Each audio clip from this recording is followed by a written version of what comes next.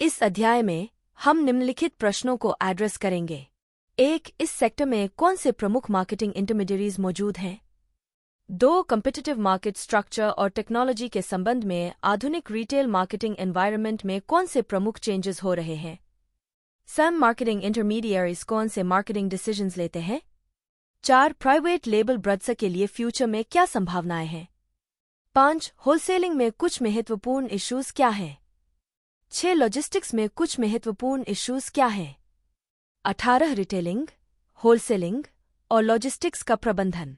पिछले अध्याय में हमने मुख्य रूप से मैन्युफैक्चरर्स के व्यू पॉइंट से मार्केटिंग इंटरमीडियरीज की जांच की जो मार्केटिंग चैनल्स को बिल्ड और मैनेज करना चाहते हैं। इस अध्याय में हम इन इंटरमीडियरीज, रिटेलर्स, होलसेलर्स और लॉजिस्टिकल ऑर्गेनाइजेशंस को एक तेजी से बदलती दुनिया में अपनी मार्केटिंग स्ट्रैटेजीज की आवश्यकता और निर्माण के रूप में देखते हैं। इंटरमीडियरीज भी मार्केटिंग एक्सीलेंस के लिए प्रयास करते हैं और किसी भी अन्य कंपनी की तरह लाभ प्राप्त कर सकते हैं। वो भी पार्कर की रनअवे सक्सेस पर विचार करें।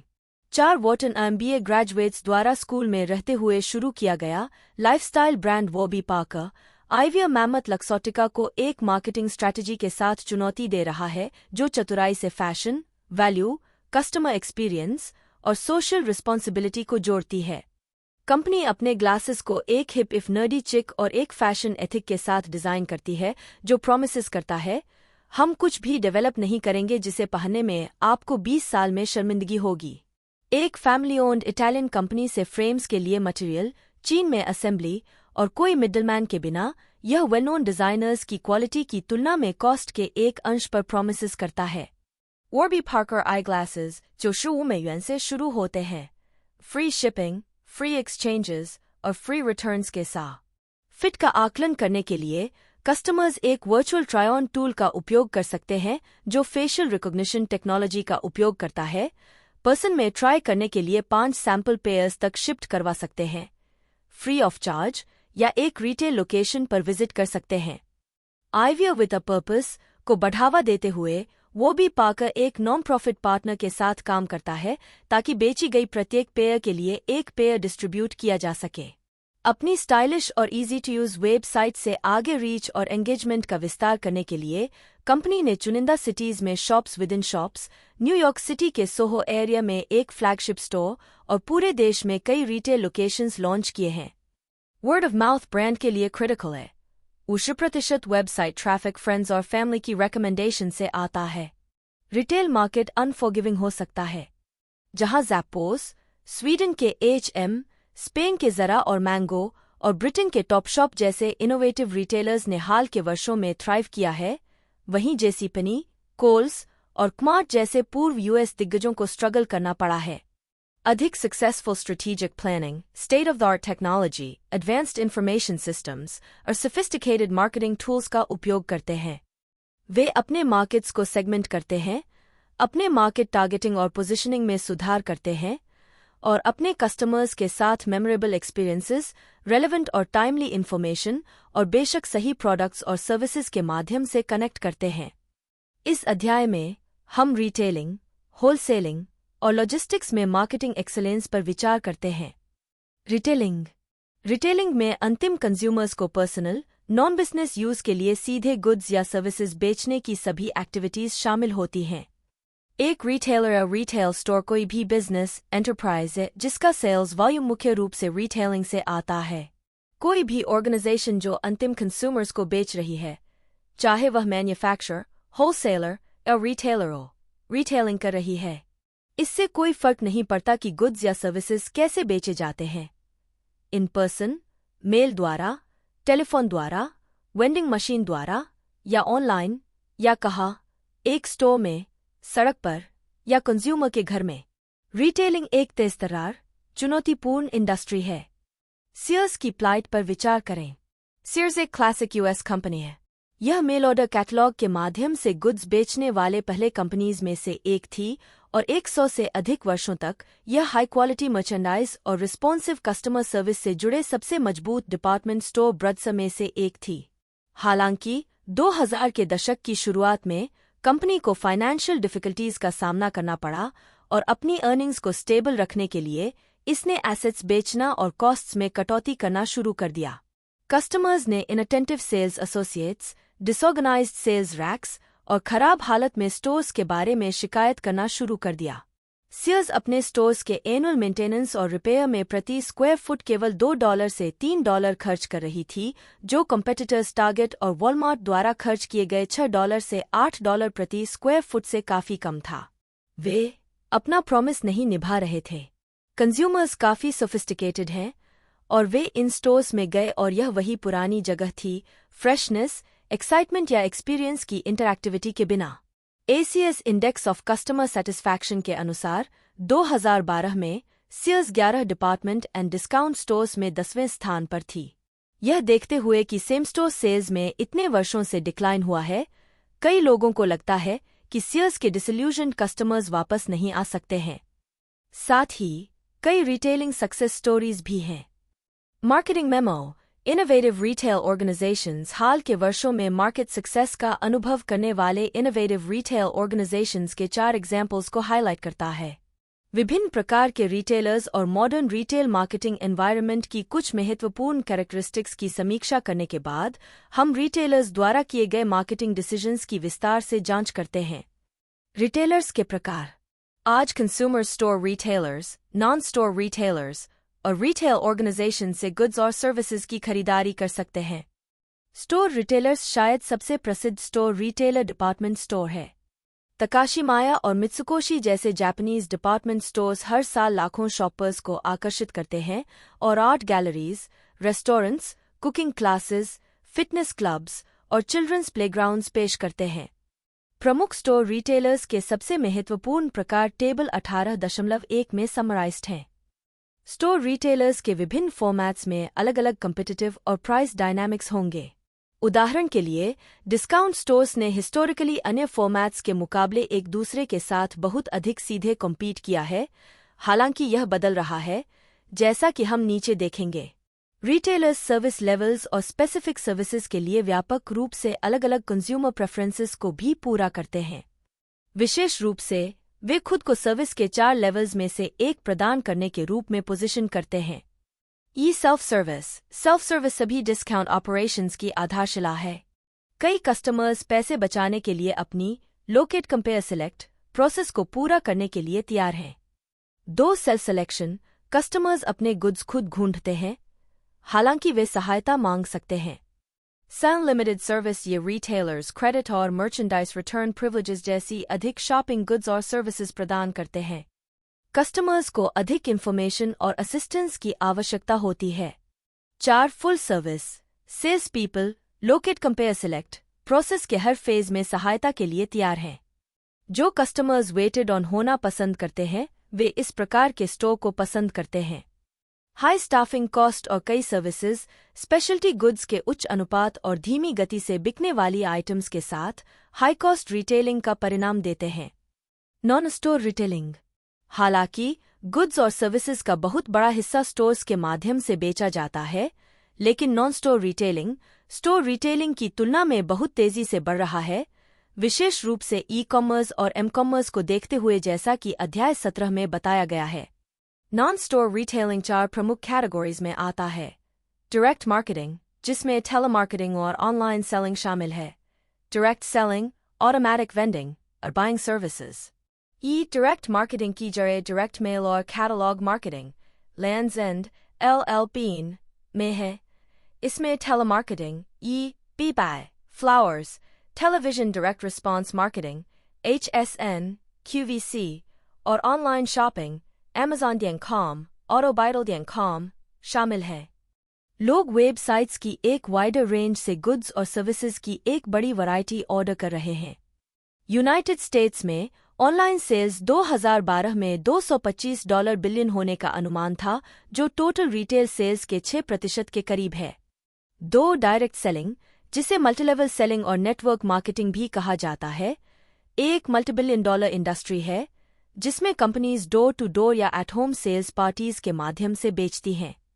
इस तरह की 1-to-1 सेलिंग में जाने माने Avon, Electrolux और southwestern company of Nashville, Bibles, Tupperware और Mary Kay कॉस्मेटिक्स 1-to-many बेचे जाते हैं। एक सेल्स पर्सन एक होस्ट के घर जाता है जिसने फ्रेंड्स को इनवाइट किया है। सेल्स पर्सन प्रोडक्ट्स को डेमोन्स्ट्रेट करता है और ऑर्डर्स लेता है। एमवे द्वारा pioneered multilevel network marketing sales system independent business people की भर्ती करके काम करता है जो डिस्ट्रीब्यूटर्स के रूप में कार्य करते हैं। डिस्ट्रीब्यूटर के कॉम्पेंसेशन में उनके द्वारा रिक्रूट किए गए लोगों द्वारा की गई सेल्स का 1% शामिल होता है, साथ ही कस्टमर्स को उनकी अपनी डायरेक्ट सेल्स पर अर्निंग्स भी शामिल होती हैं। ये डायरेक्ट सेलिंग फर्म्स, जिन्हें अब घर पर कम कंज्यूमर्स मिल रहे हैं, मल्टी डिस्ट्रीब्यूशन स्ट्रैटेजीज डेवलप कर रही हैं। सैं ऑटोमैटिक वेंडिंग मर्चेंडाइज की एक वैरायटी प्रदान करता है, जिसमें इम्पल्स गुड्स जैसे soft drinks, coffee, candy, newspapers, magazines और अन्य प्रोडक्ट्स जैसे होजरी, कॉस्मेटिक्स, हॉट फूड और पेपरबैक्स शामिल हैं। Vending machines factories, offices, large retail stores, gasoline stations, hotels, restaurants और कई अन्य स्थानों पर पाए जाते हैं। वे 24 आवर सेलिंग, सेल्फ सर्विस और फ्रेश होने के लिए स्टॉक्ड मर्चेंडाइज प्रदान करते हैं। 5 मिलियन से अधिक यूनिट्स के साथ जापान में दुनिया में वेंडिंग मशीन्स का प्रति व्यक्ति कवरेज सबसे अधिक है। आप ताज़े अंडे से लेकर पेट राइनोसरस बीटल्स तक सब कुछ खरीद सकते हैं। कोका कोला की वहाँ लगभग 1 मिलियन मशीन्स हैं और एनुअल वेंडिंग सेल्स $50 बिलियन है, इसके यूएस आंकड़ों से 2 गुना। 4 बाइंग सर्विस एक स्टोरलेस रिटेलर है जो एक स्पेसिफिक क्लाइंटल, आमतौर पर लार्ज ऑर्गेनाइजेशंस के एम्प्लॉयज़ की सेवा करता है, जो रिटेलर्स की एक लिस्ट से खरीदने के हकदार होते हैं जो मेंबरशिप के बदले में डिस्काउंट्स देने के लिए सहमत हुए हैं। बिना किसी सवाल के ऑनलाइन नॉन स्टोर रिटेलिंग में तेजी से वृद्धि हो रही है और यह कई अलग अलग रूप ले रहा है। गिल्ट जैसे फ्लैश सेल्स वेबसाइट्स की सक्सेस पर विचार करें।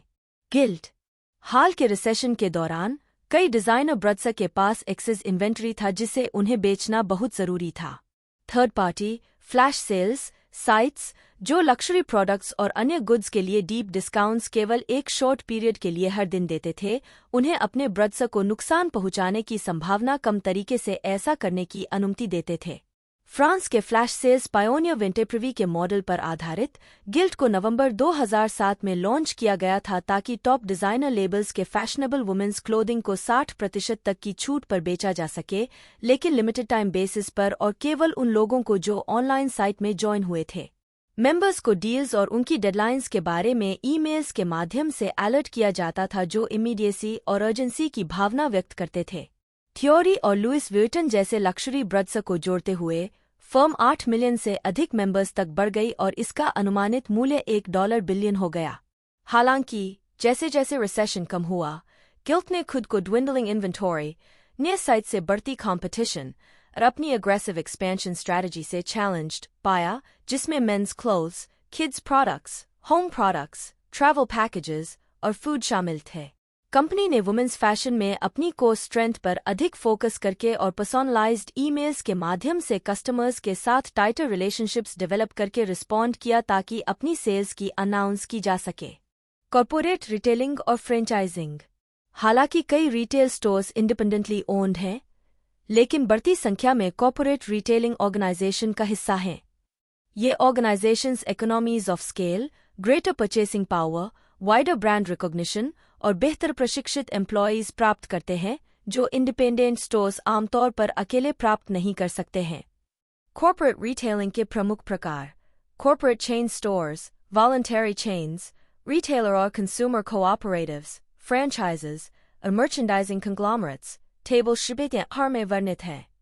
एम्पटन, जिफी ल्यूब, सबवे, सुपरकट्स, 7-Eleven और कई अन्य जैसे फ्रैंचाइज बिजनेसेस उन 295 इंडस्ट्रीज में पेड एम्प्लॉयज वाले बिजनेसेस के 10% से अधिक के लिए अकाउंट हैं, जिनके लिए यूएस सेंसस ब्यूरो द्वारा फ्रैंचाइजिंग डेटा एकत्र किया जाता है। टेबल 18.2 कॉर्पोरेट रिटेल संगठनों के प्रमुख प्रकार: कॉर्पोरेट चेन स्टोर, 2 या अधिक आउटलेट्स जो ओन्ड और कंट्रोल्ड होते हैं, सेंट्रल बाइंग और मर्चेंडाइजिंग को एम्प्लॉय करते हैं और मर्चेंडाइज की समान लाइन्स बेचते हैं। गैप, पॉटरी बार्न, स्वैच्छिक चेन, एक wholesaler sponsored group of independent retailers जो बल्क बाइंग और कॉमन मर्चेंडाइजिंग में एंगेज्ड होते हैं।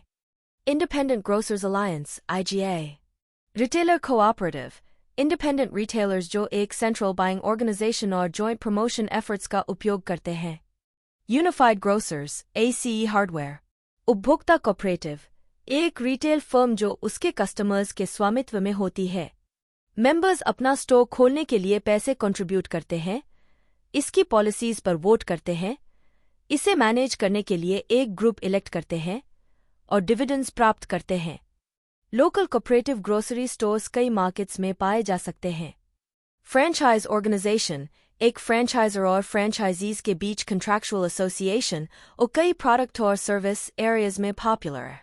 Dunkin Donuts, Marriott, H&R Block and the UPS store. Merchandising conglomerate, एक कॉरपोरेशन जो कई डिवर्सिफाइड रिटेलिंग लाइंस को जोड़ती है और सेंट्रल ओनरशिप के तहत फॉर्म्स करती है, डिस्ट्रीब्यूशन और मैनेजमेंट के कुछ इंटीग्रेशन के साथ। फेडरेटेड डिपार्टमेंट स्टोर्स ने अपना नाम अपने सबसे प्रसिद्ध रिटेलर्स में से एक मेकीज के नाम पर रखा, लेकिन ब्लूमिंगडेल्स जैसे अन्य रिटेलर्स का भी मालिक है। एक फ्रेंचाइजिंग सिस्टम में इंडिविजुअल फ्रांचाइजीज उद्यमों का एक टाइटली निट ग्रुप होता है, जिसके सिस्टमैटिक ऑपरेशंस को ऑपरेशन के इनोवेटर, जिसे फ्रेंचाइजर कहा जाता है, द्वारा योजनाबद्ध, निर्देशित और नियंत्रित किया जाता है। फ्रेंचाइज 3 कैरेक्टरिस्टिक्स से डिस्टिंग्विश्ड होते हैं। एक, फ्रेंचाइजर एक ट्रेड या सर्विस मार्क का मालिक होता है और इसे रॉयल्टी पेमेंट्स के बदले में फ्रेंचाइजी को लाइसेंस देता है। 2, फ्रेंचाइजी सिस्टम का हिस्सा बनने के राइट के लिए भुगतान करता है। स्टार्टअप कॉस्ट्स में रेंटल और लीज इक्विपमेंट और फिक्सचर्स शामिल होते हैं और आमतौर पर एक रेगुलर लाइसेंस फी भी शामिल होती है। मैकडॉनल्ड्स फ्रेंचाइजी आमतौर पर टोटल स्टार्टअप कॉस्ट्स और फीस में लगभग 1.5 मिलियन इन्वेस्ट करते हैं। फ्रेंचाइजी फिर मैकडॉनल्ड्स को सेल्स के एक निश्चित परसेंटेज के साथ साथ एक मंथली रेंट का भुगतान करता है। 3, फ्रेंचाइजर अपने फ्रेंचाइजी को बिजनेस करने के लिए एक सिस्टम प्रदान करता है। मैकडॉनल्ड्स फ्रेंचाइजी को बिजनेस को मैनेज करने का तरीका सीखने के लिए ओक ब्रुक, इलिनॉइस में हैम्बर्गर यूनिवर्सिटी में 2 सप्ताह के लिए अटेंड करने की आवश्यकता होती है।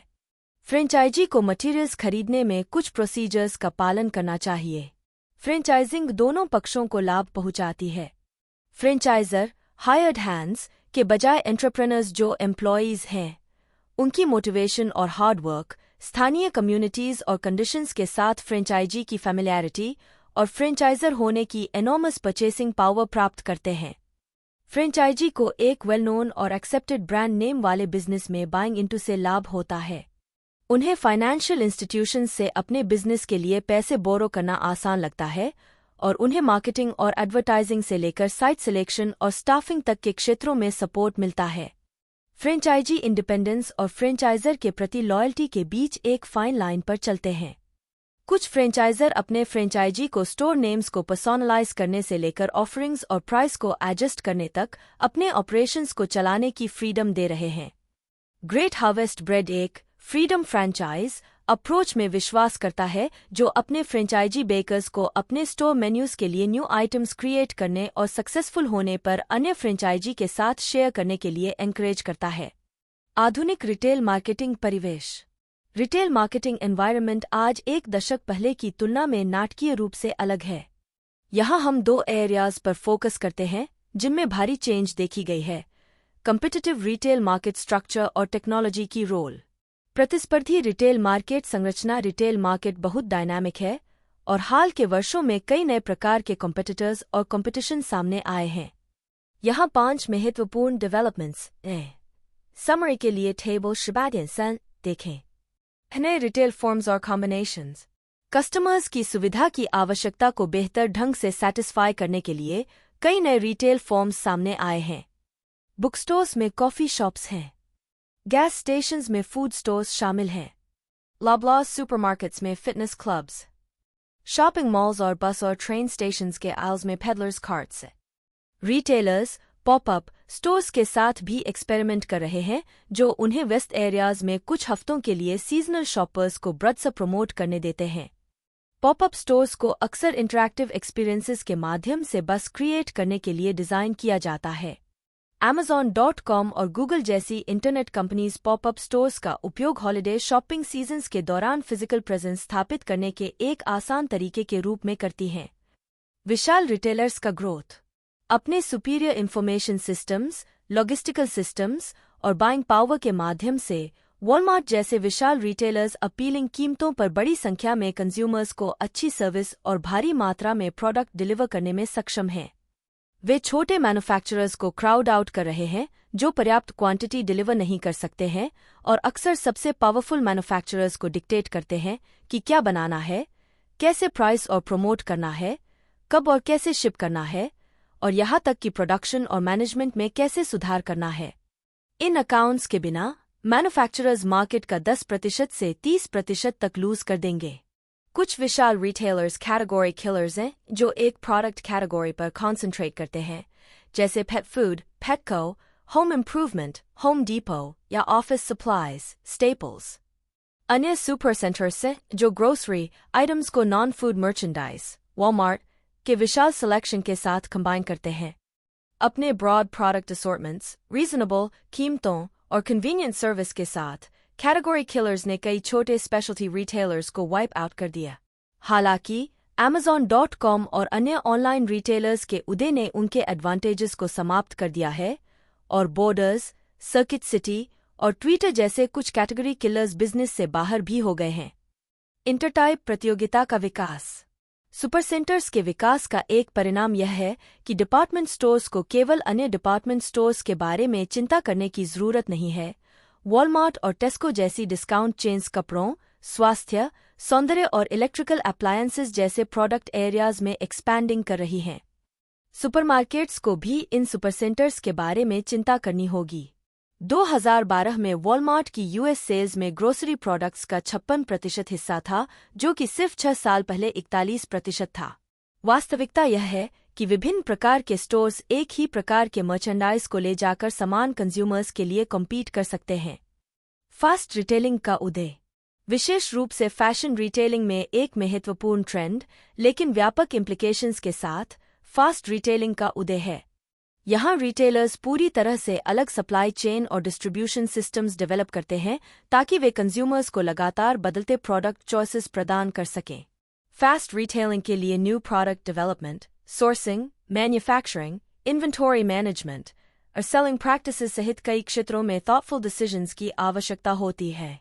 जैसा कि अध्याय 12 में बताया गया है, कंज्यूमर्स H&M, ज़रा, यूनिक्लो, टॉपशॉप और फॉरएवर 21 जैसे फास्ट फैशन रिटेलर्स की ओर उनके ऑफरिंग्स की नॉवेल्टी, वैल्यू और फैशन सेंस के कारण आकर्षित हुए हैं और उन्हें सक्सेसफुल बनाया है।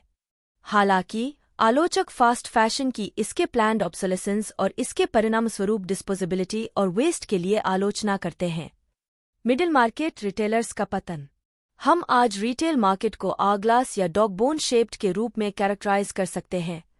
ग्रोथ टॉप पर टिफनी और नेमान मार्कस जैसे रिटेलर्स के लक्जरी ऑफरिंग्स के साथ और बॉटम पर वॉलमार्ट और डॉलर जनरल जैसे रिटेलर्स से डिस्काउंट प्राइसिंग के साथ केंद्रित लगता है। जैसे जैसे डिस्काउंट रिटेलर्स अपनी क्वालिटी और इमेज में सुधार करते हैं, कंज्यूमर्स ट्रेड डाउन करने के लिए तैयार हो गए हैं। टारगेट फिलिप लीम, जेसन डब्ल्यू और मिसोनी डिजाइन्स प्रदान करता है और क्मार्ट जो बॉक्सर अंडरवियर और स्लीपवियर की एक एक्सटेंसिव लाइन बेचता है। स्पेक्ट्रम के दूसरे छोर पर कोच ने अपने लगभग 300 स्टोर्स में से 40 को एक अधिक अपस्केल फॉर्मेट में कन्वर्ट कर दिया जो हायर प्राइस्ड बैग्स और कॉन्सियर्ज सर्विसेज प्रदान करता है। मिडल में अपॉर्चुनिटीज कम हैं, जहां जेसीपेनी, कोल्स, सियर्स, कॉम्प्यूएसए, रेडियो शैक और मॉन्टगोमरी वार्ड जैसे एक बार सक्सेसफुल रिटेलर्स ने स्ट्रगल किया है या बिजनेस से बाहर भी हो गए हैं। सुप्रवालू और सेफवे जैसी सुपरमार्केट चेन्स ने खुद को होल फूड्स जैसी चेन्स की एफ्लुएंट अपील और एलडी और वॉलमार्ट की डिस्काउंट अपील के बीच मिडल में फंसा हुआ पाया है। प्रॉब्लम्स को और बढ़ा रही है मिडिल क्लास की प्लाइट, अर्थात यूएस कंज्यूमर्स का 40% जिनकी एनुअल इनकम्स $50,000 और $1,40,000 के बीच है, जिन्होंने स्लम्पिंग हाउसिंग कीमतों और स्टैग्नेटिंग इनकम्स के कारण अपनी बाइंग पावर को श्रिंक होते देखा है। टेक्नोलॉजी की भूमिका। टेक्नोलॉजी उस तरीके को गहराई से प्रभावित कर रही है जिस तरह से रिटेलर्स अपने बिजनेस के लगभग हर पहलू को कंडक्ट करते हैं। लगभग सभी अब फोरकास्ट्स प्रोड्यूस करने, इन्वेंट्री कॉस्ट्स को कंट्रोल करने और सप्लायर्स से ऑर्डर करने के लिए टेक्नोलॉजी का उपयोग करते हैं, जिससे डिस्काउंट करने और लैंग्विशिंग प्रोडक्ट्स को क्लियर करने के लिए सेल्स चलाने की आवश्यकता कम हो जाती है। टेक्नोलॉजी स्टोर के अंदर कंज्यूमर शॉपिंग एक्सपीरियंस को भी सीधे प्रभावित कर रही है। इलेक्ट्रॉनिक शेल्फ लेबलिंग रिटेलर्स को आवश्यकतानुसार प्राइस लेवल्स को तुरंत चेंज करने की अनुमति देता है। प्लाज्मा टीवीज पर इन स्टोर प्रोग्रामिंग लगातार डेमोन्स्ट्रेशंस या प्रमोशनल मैसेजेस चला सकता है। Retailers virtual shopping screens, audio, video presentations, और QR code integration के साथ एक्सपेरिमेंट कर रहे हैं। ताइपे, हांगकांग, लंदन और शिकागो में फ्लैगशिप स्टोर्स के लिए Burberry ने अपने digital Burberry world live programme के हिस्से के रूप में 47 फिल्म के साथ वर्चुअल रेन बनाया, जो इसके रेन गियर को शोकेस करता है। यूके के मार्क्स स्पेंसर ने अपने कुछ स्टोर्स में वर्चुअल मिरर्स इंस्टॉल किए ताकि ठीक वैसे ही जैसे इसकी वेबसाइट पर कस्टमर्स बिना फिजिकली लगाए देख सकें कि उनके लिए एक आई शैडो या लिपस्टिक कैसा दिखेगा। आईज में स्टोर ट्रैफिक को मापने में प्रॉब्लम्स का सामना करने के बाद शॉपिंग कार्ट्स पर जीपीएस काम नहीं करता था क्योंकि कंज्यूमर्स अपने कार्ट्स को छोड़ देते थे और थर्मल इमेजिंग बेबीज और टर्कीज के बीच अंतर नहीं बता सकता था। स्टोर शेल्व्स पर बैठे बायडायरेक्शनल इंफ्रारेड सेंसर्स सक्सेसफुल साबित हुए हैं। Marketing insight, the growth of shopper marketing eyes में टेक्नोलॉजी की महत्वपूर्ण रोल का वर्णन करता है। Retailers' well-designed websites, emails, search strategies और social media campaigns के साथ पूरी तरह से integrated digital communication strategies भी develop कर रहे हैं।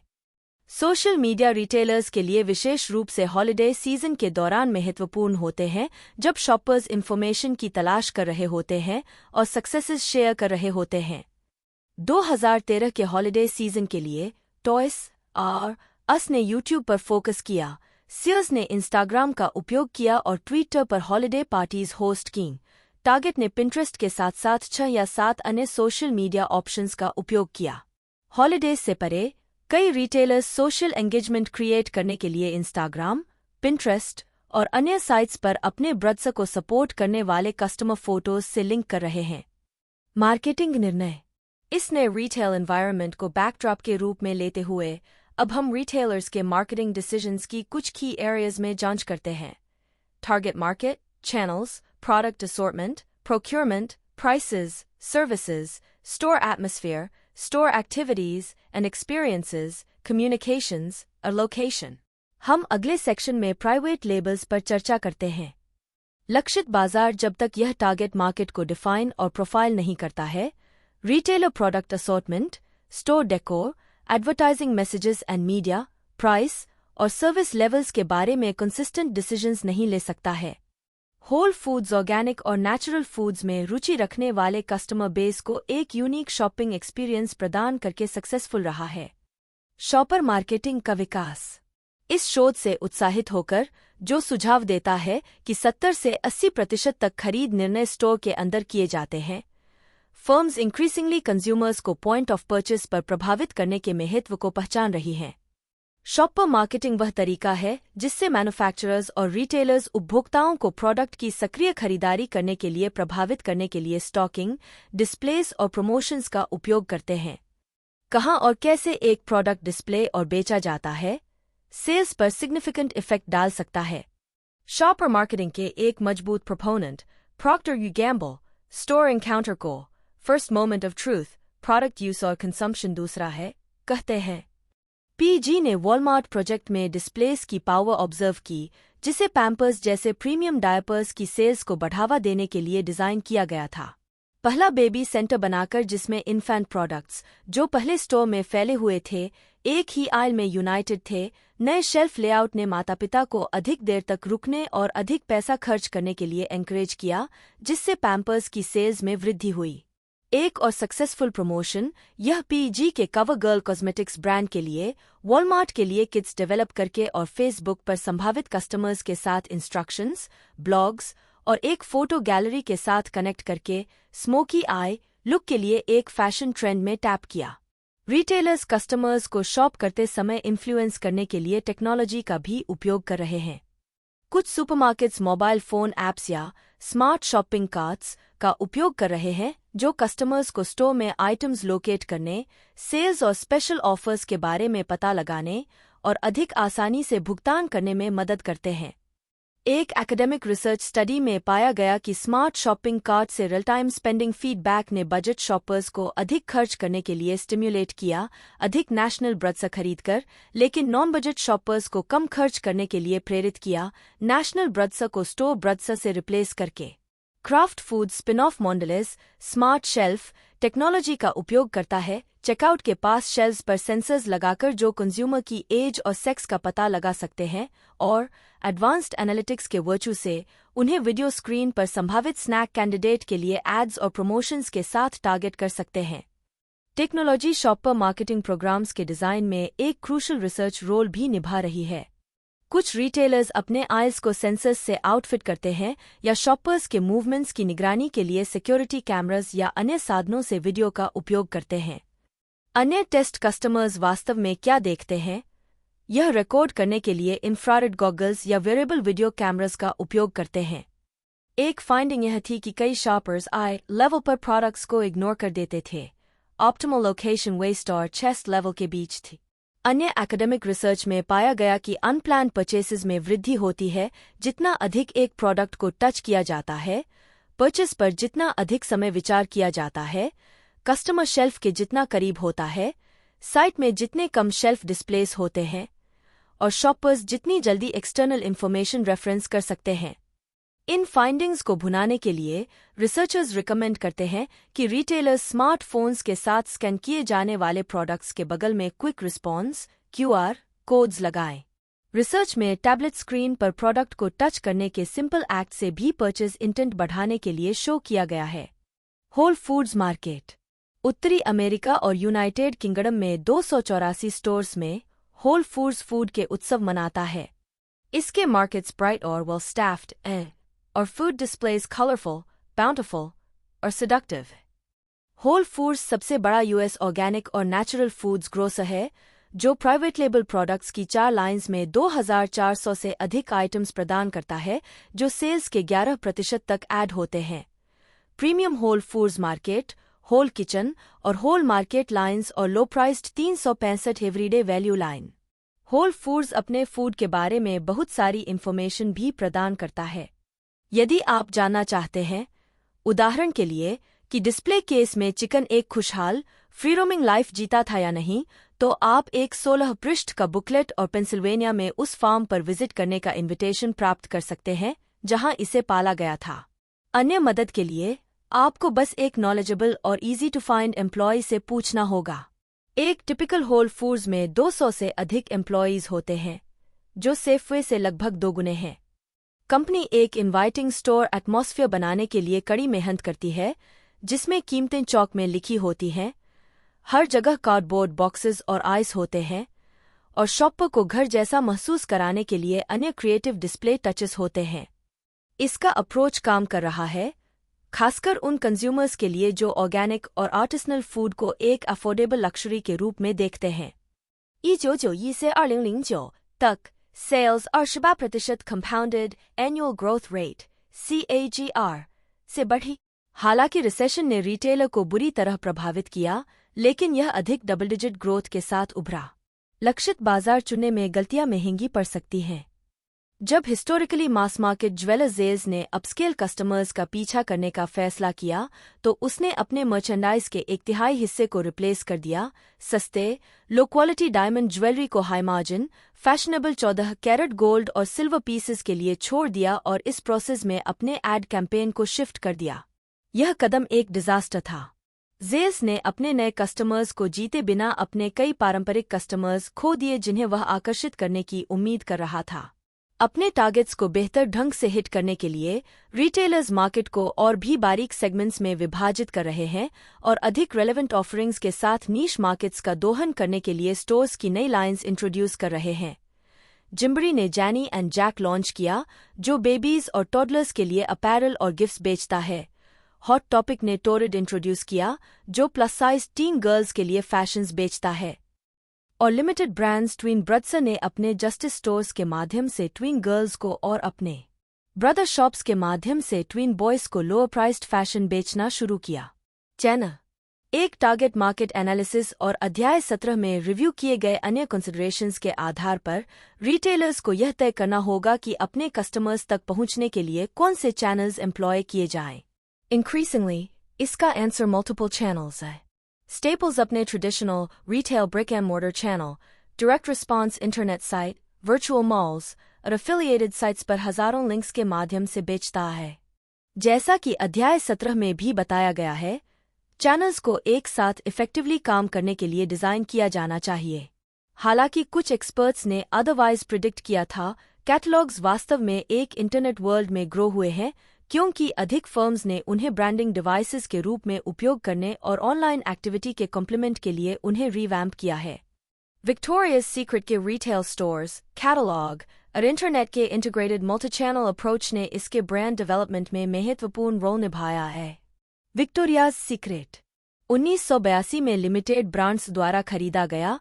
विक्टोरियाज सीक्रेट वुमेन्स क्लोथिंग, लिंगरी और ब्यूटी प्रोडक्ट्स की स्किलफुल मार्केटिंग के माध्यम से रिटेलिंग में सबसे पहचानने योग्य ब्रांड्स में से एक बन गया है।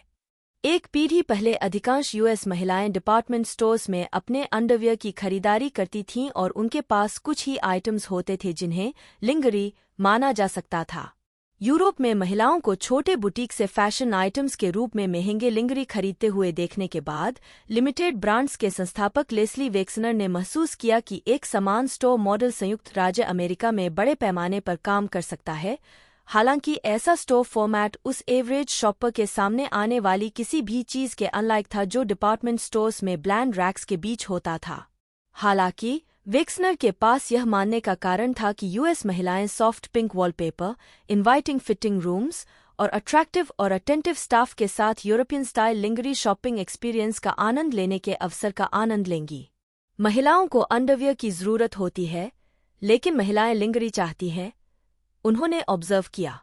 वेक्सनर की अजम्पशन सही साबित हुई। बिजनेस खरीदने के एक दशक से थोड़ा अधिक समय बाद विक्टोरियाज सीक्रेट की एवरेज कस्टमर 2 के राष्ट्रीय एवरेज की तुलना में प्रति वर्ष 8 से 10 ब्रास खरीदती थी। अपनी अपस्केल रेप्यूटेशन और ग्लैमरस अपील को बढ़ाने के लिए ब्रांड को एड्स और टेलीवाइज्ड फैशन शो एक्स्ट्रावेगेंजास में हाई प्रोफाइल सुपरमॉडल्स द्वारा एंडोर्स किया जाता है। विक्टोरियाज सीक्रेट अपने स्टोर्स, वेबसाइट और कैटलॉग के माध्यम से बेचता है। $200 मिलियन की लागत से प्रति वर्ष 325 मिलियन यूएस कैटलॉग्स मेल करता है। वेब और कैटलॉग सेल्स कंपनी के $5 बिलियन के रेवेन्यू में 25% का योगदान करते हैं। ओवरसीज एक्सपांशन का नेतृत्व store with in a store, beauty boutiques द्वारा किया जा रहा है ताकि रिस्क को कम किया जा सके। उत्पाद वर्गीकरण रिटेलर का प्रोडक्ट असॉर्टमेंट टारगेट मार्केट की खरीदारी की एक्सपेक्टेशंस को ब्रेथ और डेप्थ में मैच करना चाहिए।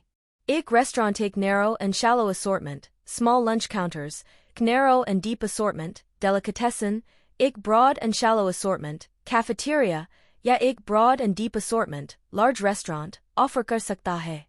डेस्टिनेशन कैटेगरीज विशेष रूप से महत्वपूर्ण रोल निभा सकती हैं क्योंकि उनका सबसे अधिक इम्पैक्ट इस बात पर पड़ता है कि हाउसहोल्ड्स कहाँ खरीदारी करना चुनते हैं और वे किसी पर्टिकुलर रिटेलर को कैसे देखते हैं। एक सुपरमार्केट अपने प्रोड्यूस की फ्रेशनेस के लिए या सॉफ्ट ड्रिंक्स और स्नैक्स में ऑफर्स की वैरायटी और डील्स के लिए जाना जा सकता है। सही प्रोडक्ट असॉर्टमेंट की पहचान करना टेक्नोलॉजी या फैशन जैसे फास्ट मूविंग इंडस्ट्रीज में विशेष रूप से चुनौतीपूर्ण हो सकता है। एक समय पर अर्बन आउटफिटर्स को तब ट्रबल का सामना करना पड़ा जब वह अपने hip but not cool hip फॉर्मूले से भटक गया, नए स्टाइल्स को बहुत जल्दी अपना लिया। दूसरी ओर एक्टिव और कैजुअल अपैरल रिटेलर एरोपोस्टेल अपने प्रोडक्ट असॉर्टमेंट को अपने यंग टीन नीड्स के साथ केयरफुली मैच करके सक्सेसफुल रहा है। एरोपोस्टेल 14 से 17 साल के बच्चे, विशेष रूप से यंग एंड के बच्चे, अक्सर अन्य टीन्स की तरह दिखना चाहते हैं। इसलिए जबकि एबरक्रॉम्बी और अमेरिकन ईगल सेल्स फ्लोर पर कार्गो पैंट्स की संख्या कम कर सकते हैं, एरोपोस्टेल अपने टारगेट मार्केट की इसकी रियलिटी को अपनाता है और अफोर्डेबल प्राइस पर पर्याप्त सप्लाई हाथ में रखेगा। सही ट्रेंड्स के टॉप पर बने रहना आसान नहीं है, लेकिन जब कंज्यूमर रिसर्च की बात आती है तो कंपनी टीन रिटेलर्स में सबसे मेहनती में से एक है। हाई स्कूल फोकस ग्रुप्स और इन-स्टोर प्रोडक्ट टेस्ट चलाने के अलावा इसने एक ऑनलाइन प्रोग्राम लॉन्च किया जो न्यू स्टाइल्स क्रिएट करने में अपने 10,000 बेस्ट कस्टमर्स के इनपुट की मांग करता है। एक वर्ष में 20 टेस्ट्स में से प्रत्येक में एवरेज 3,500 पार्टिसिपेट करते हैं। एरोपोस्टेल अपने सभी मर्चेंडाइज को डिजाइन, सोर्स, मार्केट और सेल करके अपने प्रोप्राइटरी ब्रदर्स पर कंट्रोल बनाए रखता है। कंपनी के प्रोडक्ट्स केवल उसके अपने स्टोर्स और ऑनलाइन खरीदे जा सकते हैं। एरोपोस्टेल केवल 100 स्टोर्स वाले लैकलस्टर परफॉर्मर से यूनाइटेड स्टेट्स, पुएर्टो राइको और कनाडा में 1,000 से अधिक आउटलेट्स वाले पावरहाउस में बदल गया है। 100 नए पीएस फ्रॉम एरोपोस्टेल स्टोर्स 4 से 12 साल के बच्चों को टारगेट करते हैं, जिनमें वैल्यू पर जोर दिया जाता है। 2012 में नेट सेल्स कुल $2.6 बिलियन से अधिक थी, जिसमें ई कॉमर्स से नेट सेल्स का योगदान $180 बिलियन से अधिक था। स्टोर के प्रोडक्ट असॉर्टमेंट को डिफाइन करने के बाद असली चुनौती शुरू होती है, जब रिटेलर को एक प्रोडक्ट डिफरेंशिएशन स्ट्रैटेजी डेवलप करनी चाहिए। यहाँ कुछ पॉसिबिलिटीज हैं। कंपीटिंग रिटेलर्स पर उपलब्ध नहीं एक्सक्लूसिव नेशनल ब्रांड्स को फीचर करें। सैक्स को एक वेल नोन इंटरनेशनल डिजाइनर के ड्रेसेस को ले जाने के एक्सक्लूसिव राइट्स मिल सकते हैं। ज्यादातर प्राइवेट लेबल मर्चेंडाइज को फीचर करें। बेनेटन और गैप अपने स्टोर्स में ले जाए जाने वाले अधिकांश कपड़ों को डिजाइन करते हैं। कई सुपरमार्केट और drug chains private label merchandise ले जाते हैं। ब्लॉकबस्टर डिस्टिंक्टिव मर्चेंडाइज इवेंट्स को फीचर करें। ब्लूमिंगडेल्स ने बार्बी डॉल की 50वीं वर्षगांठ के लिए 1 महीने तक चलने वाला सेलिब्रेशन चलाया। सरप्राइज या एवर चेंजिंग मर्चेंडाइज को फीचर करें। Of price apparel retailer TJ max distress merchandise ऐसे गुड्स जिन्हें मालिक को तुरंत बेचना चाहिए क्योंकि उसे कैश की आवश्यकता है, ओवरस्टॉक्स और 16,000 से अधिक वेंडर्स से सोर्स्ड क्लोजआउट्स के सरप्राइज असॉर्टमेंट्स प्रदान करता है और इसकी कीमत डिपार्टमेंट और स्पेशलिटी स्टोर की रेगुलर कीमतों से 20% से 60% कम होती है, ऑनलाइन और इसके 1,000 से अधिक स्टोर्स पर। सबसे लेटेस्ट या न्यूएस्ट मर्चेंडाइज को पहले ऑफर करें। जरा अपीलिंग न्यू लुक्स और डिजाइन्स के साथ मार्केट में सबसे पहले आने में एक्सेल्स और प्रॉफिट्स कमाता है। मर्चेंडाइज कस्टमाइजिंग सर्विसेज ऑफर करें। हैरिड्स ऑफ लंदन रेडीमेड मेंसवेयर के अलावा कस्टमर्स के लिए कस्टम टेलर्ड सूट्स, शर्ट्स और टाइज भी बनाएगा। Cake highly targeted assortment offer करें। लेन ब्रायंट बड़ी महिलाओं के लिए गुड्स रखता है। ब्रुकस्टोन उस व्यक्ति के लिए अनयूजुअल टूल्स और गैजेट्स प्रदान करता है जो टॉय स्टोर फॉर ग्रोन-अप्स में खरीदारी करना चाहता है। मर्चेंडाइज ज्योग्राफिकल मार्केट के अनुसार भी भिन्न हो सकता है। मेकीज और Ross stores micro merchandising employ करते हैं और मैनेजर्स को स्टोर असॉर्टमेंट्स के एक सिग्निफिकेंट परसेंटेज का चयन करने देते हैं। खरीद प्रोडक्ट असॉर्टमेंट स्ट्रैटेजी पर निर्णय लेने के बाद रिटेलर को मर्चेंडाइज सोर्सेज, पॉलिसीज और प्रैक्टिसेस एस्टैब्लिश करनी चाहिए। एक सुपरमार्केट चेन के कॉर्पोरेट हेडक्वार्टर्स में स्पेशलिस्ट बायर्स, कभी-कभी मर्चेंडाइज मैनेजर्स कहा जाता है, ब्रांड असॉर्टमेंट्स डेवलप करने और अपने सप्लायर्स के सेल्स पीपल से प्रेजेंटेशंस सुनने के लिए जिम्मेदार होते हैं। Retailers demand forecasting, merchandise selection, stock control, space allocation और डिस्प्ले में अपने स्किल्स में तेजी से सुधार कर रहे हैं। वे इन्वेंट्री ट्रैक करने, इकोनॉमिक ऑर्डर क्वांटिटीज की गणना करने, गुड्स ऑर्डर करने और वेंडर्स और प्रोडक्ट्स पर खर्च किए गए डॉलर्स का विश्लेषण करने के लिए सोफिस्टिकेटेड सॉफ्टवेयर का उपयोग करते हैं। Supermarket chains store bye store basis पर अपने मर्चेंडाइज मिक्स को मैनेज करने के लिए स्कैनर डेटा का उपयोग करती हैं।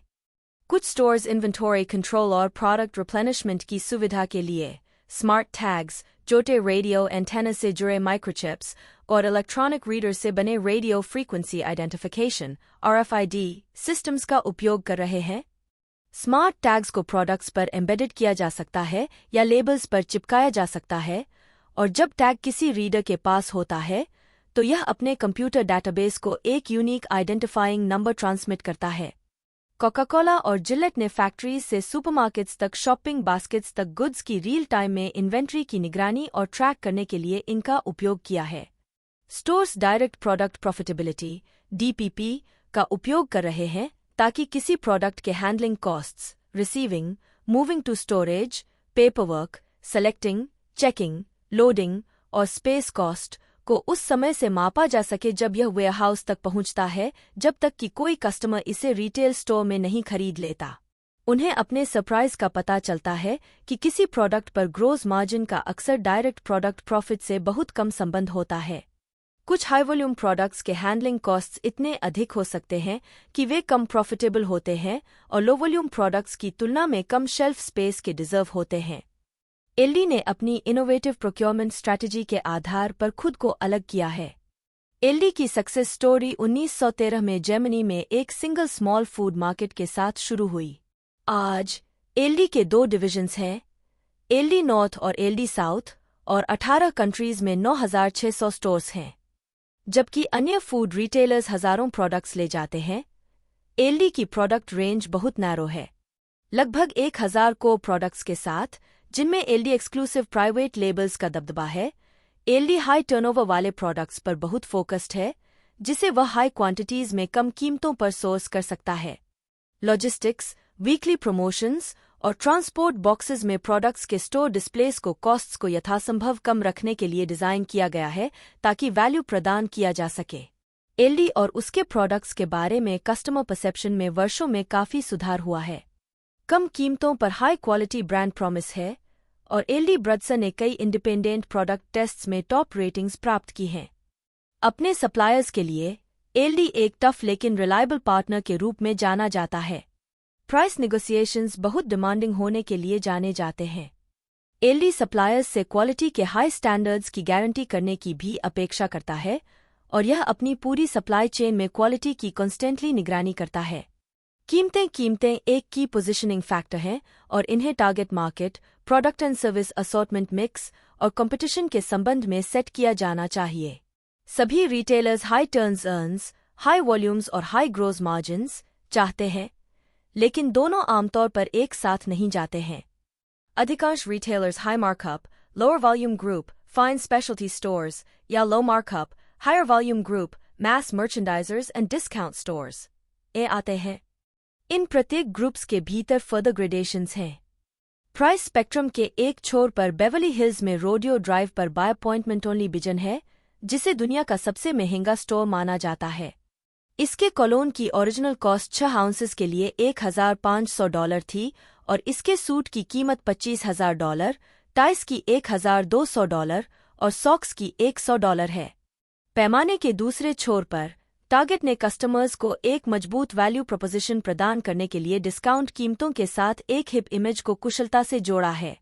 इसने पहली बार माइकल ग्रेव्स, आइजक मिज़रही और लिज लैंग जैसे वर्ल्ड रिनाउंड डिजाइनर्स के प्रोडक्ट्स की एक लाइन इंट्रोड्यूस की और इसमें हिप चिल्ड्रंस क्लोथ्स बेचने के लिए सिंगर ग्वेन स्टेफानी जैसे हाई प्रोफाइल नेम्स को जोड़ना जारी रखा है।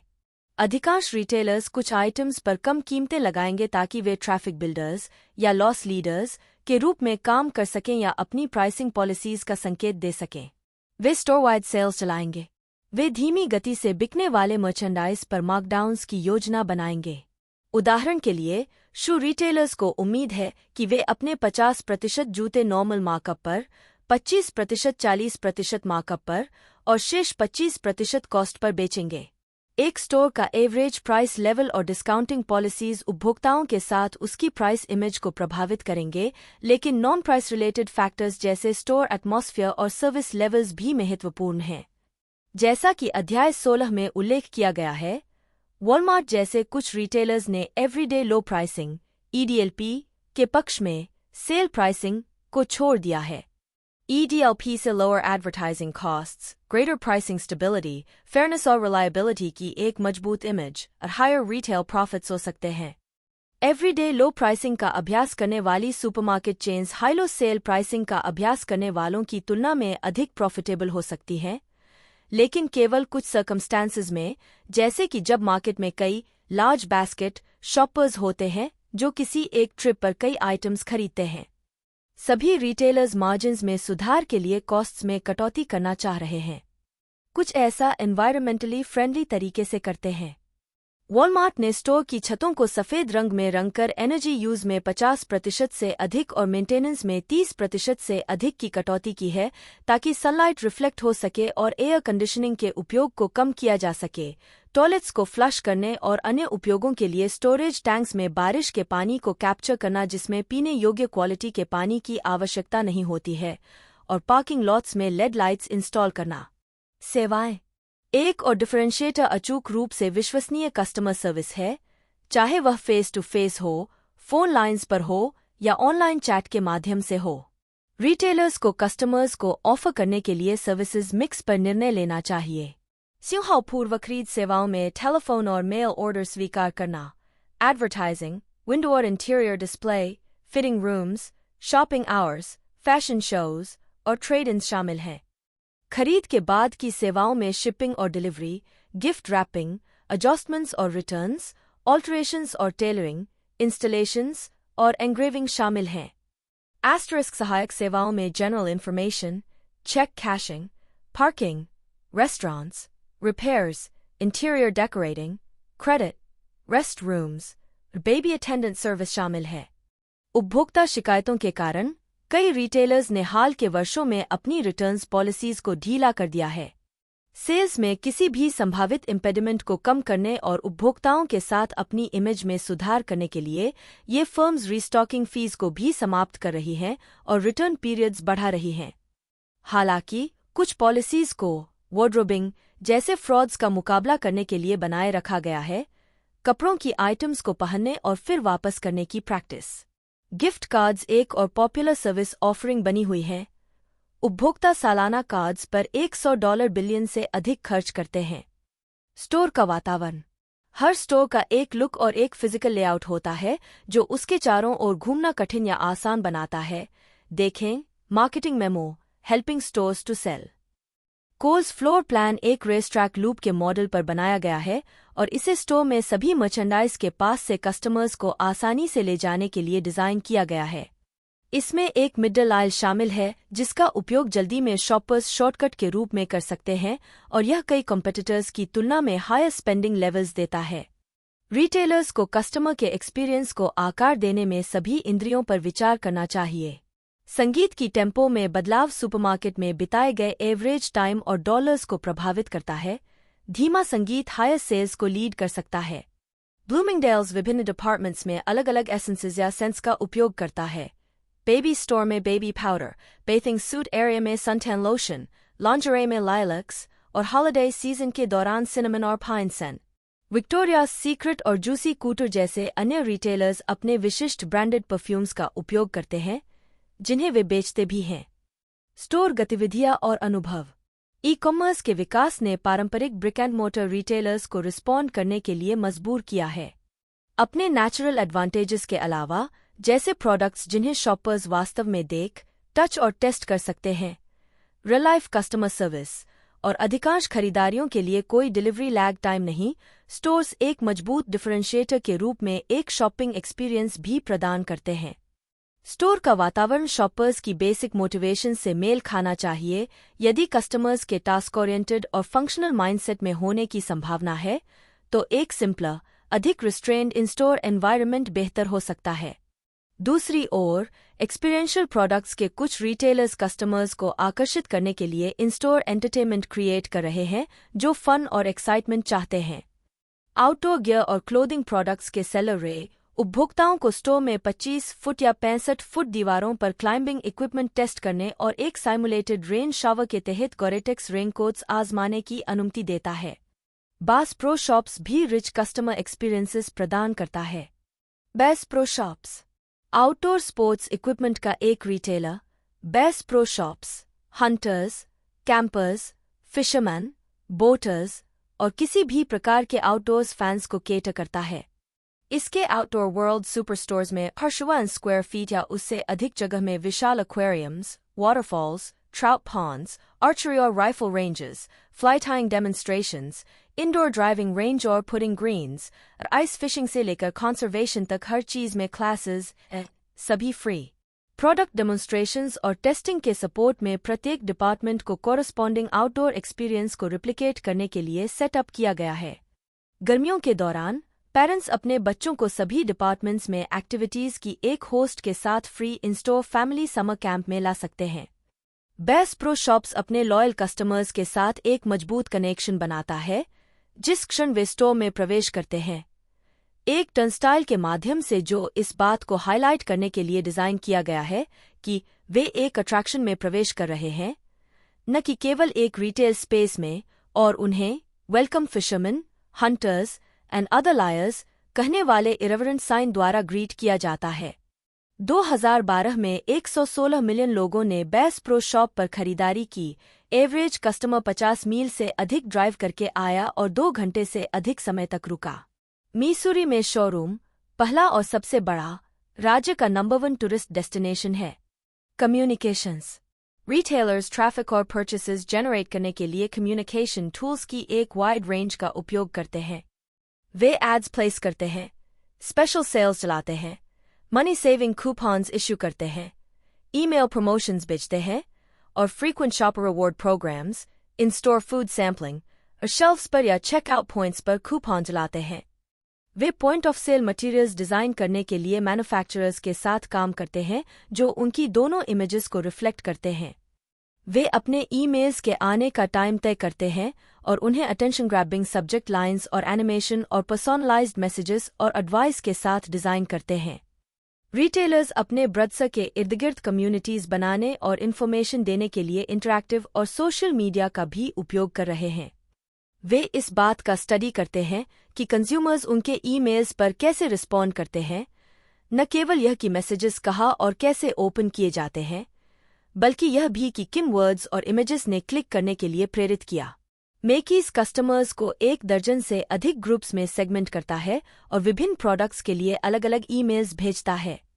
Casual dining chain Houlihan social network site HQ recipes और रीडिजाइन्स के बारे में इनसाइडर इन्फॉर्मेशन के बदले में ULUWBAI इन्विटेशन ओनली हाउलफन कस्टमर से इमीडिएट अनफिल्टर्ड फीडबैक प्राप्त करता है। एक रिटेलर के सबसे लॉयल कस्टमर्स के 15% के साथ इसकी आधी सेल्स के लिए अकाउंटिंग के साथ रिवॉर्ड प्रोग्राम्स तेजी से सोफिस्टिकेटेड होते जा रहे हैं। कंज्यूमर्स जो पर्सनल इन्फॉर्मेशन शेयर करना चुनते हैं वे डिस्काउंट्स, सीक्रेट या एडवांस सेल्स, एक्सक्लूसिव ऑफर्स और स्टोर क्रेडिट्स प्राप्त कर सकते हैं।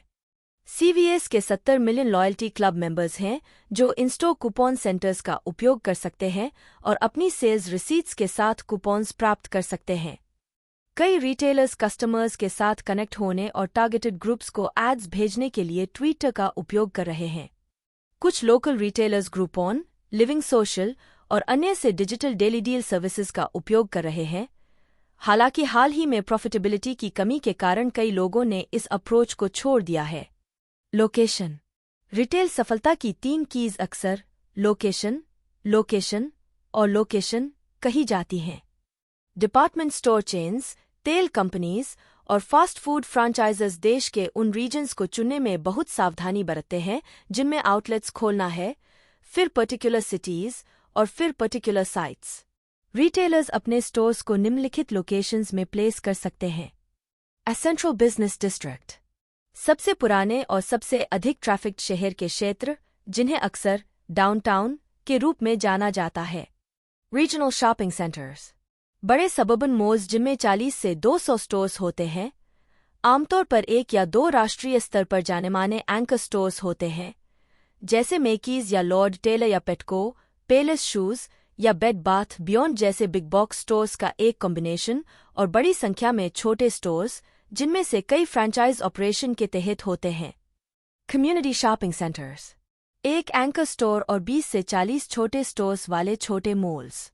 शॉपिंग स्ट्रिप्स स्टोर्स का एक क्लस्टर आमतौर पर एक लंबी इमारत में जो किराने का सामान, हार्डवेयर, लॉन्ड्री, जूते की मरम्मत और ड्राई क्लीनिंग के लिए एक नेबरहुड की जरूरतों को पूरा करता है। एक बड़े स्टोर के भीतर एक location. McDonald's, Starbucks, Nathan's, Dunkin Donuts जैसे जाने माने रिटेलर्स द्वारा बड़े स्टोर्स, एयरपोर्ट्स, स्कूल्स के भीतर लिए गए छोटे कंसेशन स्पेसेस या नीमन मार्कस के भीतर गुची जैसे डिपार्टमेंट स्टोर के भीतर स्थित store within a store specialty retailers.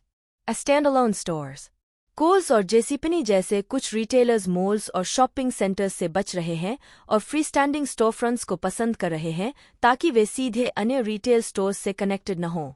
High traffic और हाई रेंट्स के बीच रिलेशनशिप को देखते हुए रिटेलर्स को अपने आउटलेट्स के लिए सबसे एडवांटेजस लोकेशंस पर निर्णय लेना चाहिए। Traffic counts, consumer shopping habits के सर्वेज और कंपेटिटिव लोकेशंस के एनालिसिस का उपयोग करके। प्राइवेट लेबल्स एक प्राइवेट लेबल ब्रांड जिसे रीसेलर, स्टोर, हाउस या डिस्ट्रीब्यूटर ब्रांड भी कहा जाता है, एक ब्रांड है जिसे रिटेलर्स और होलसेलर्स डेवलप करते हैं। पेनेटन, द बॉडी शॉप और मार्क्स वी स्पेंसर ज्यादातर ओन ब्रांड मर्चेंडाइज ले जाते हैं। यूरोप और कनाडा में ग्रोसरी स्टोर्स में स्टोर ब्रथ से बेची जाने वाली आइटम्स के 40% तक अकाउंट हैं।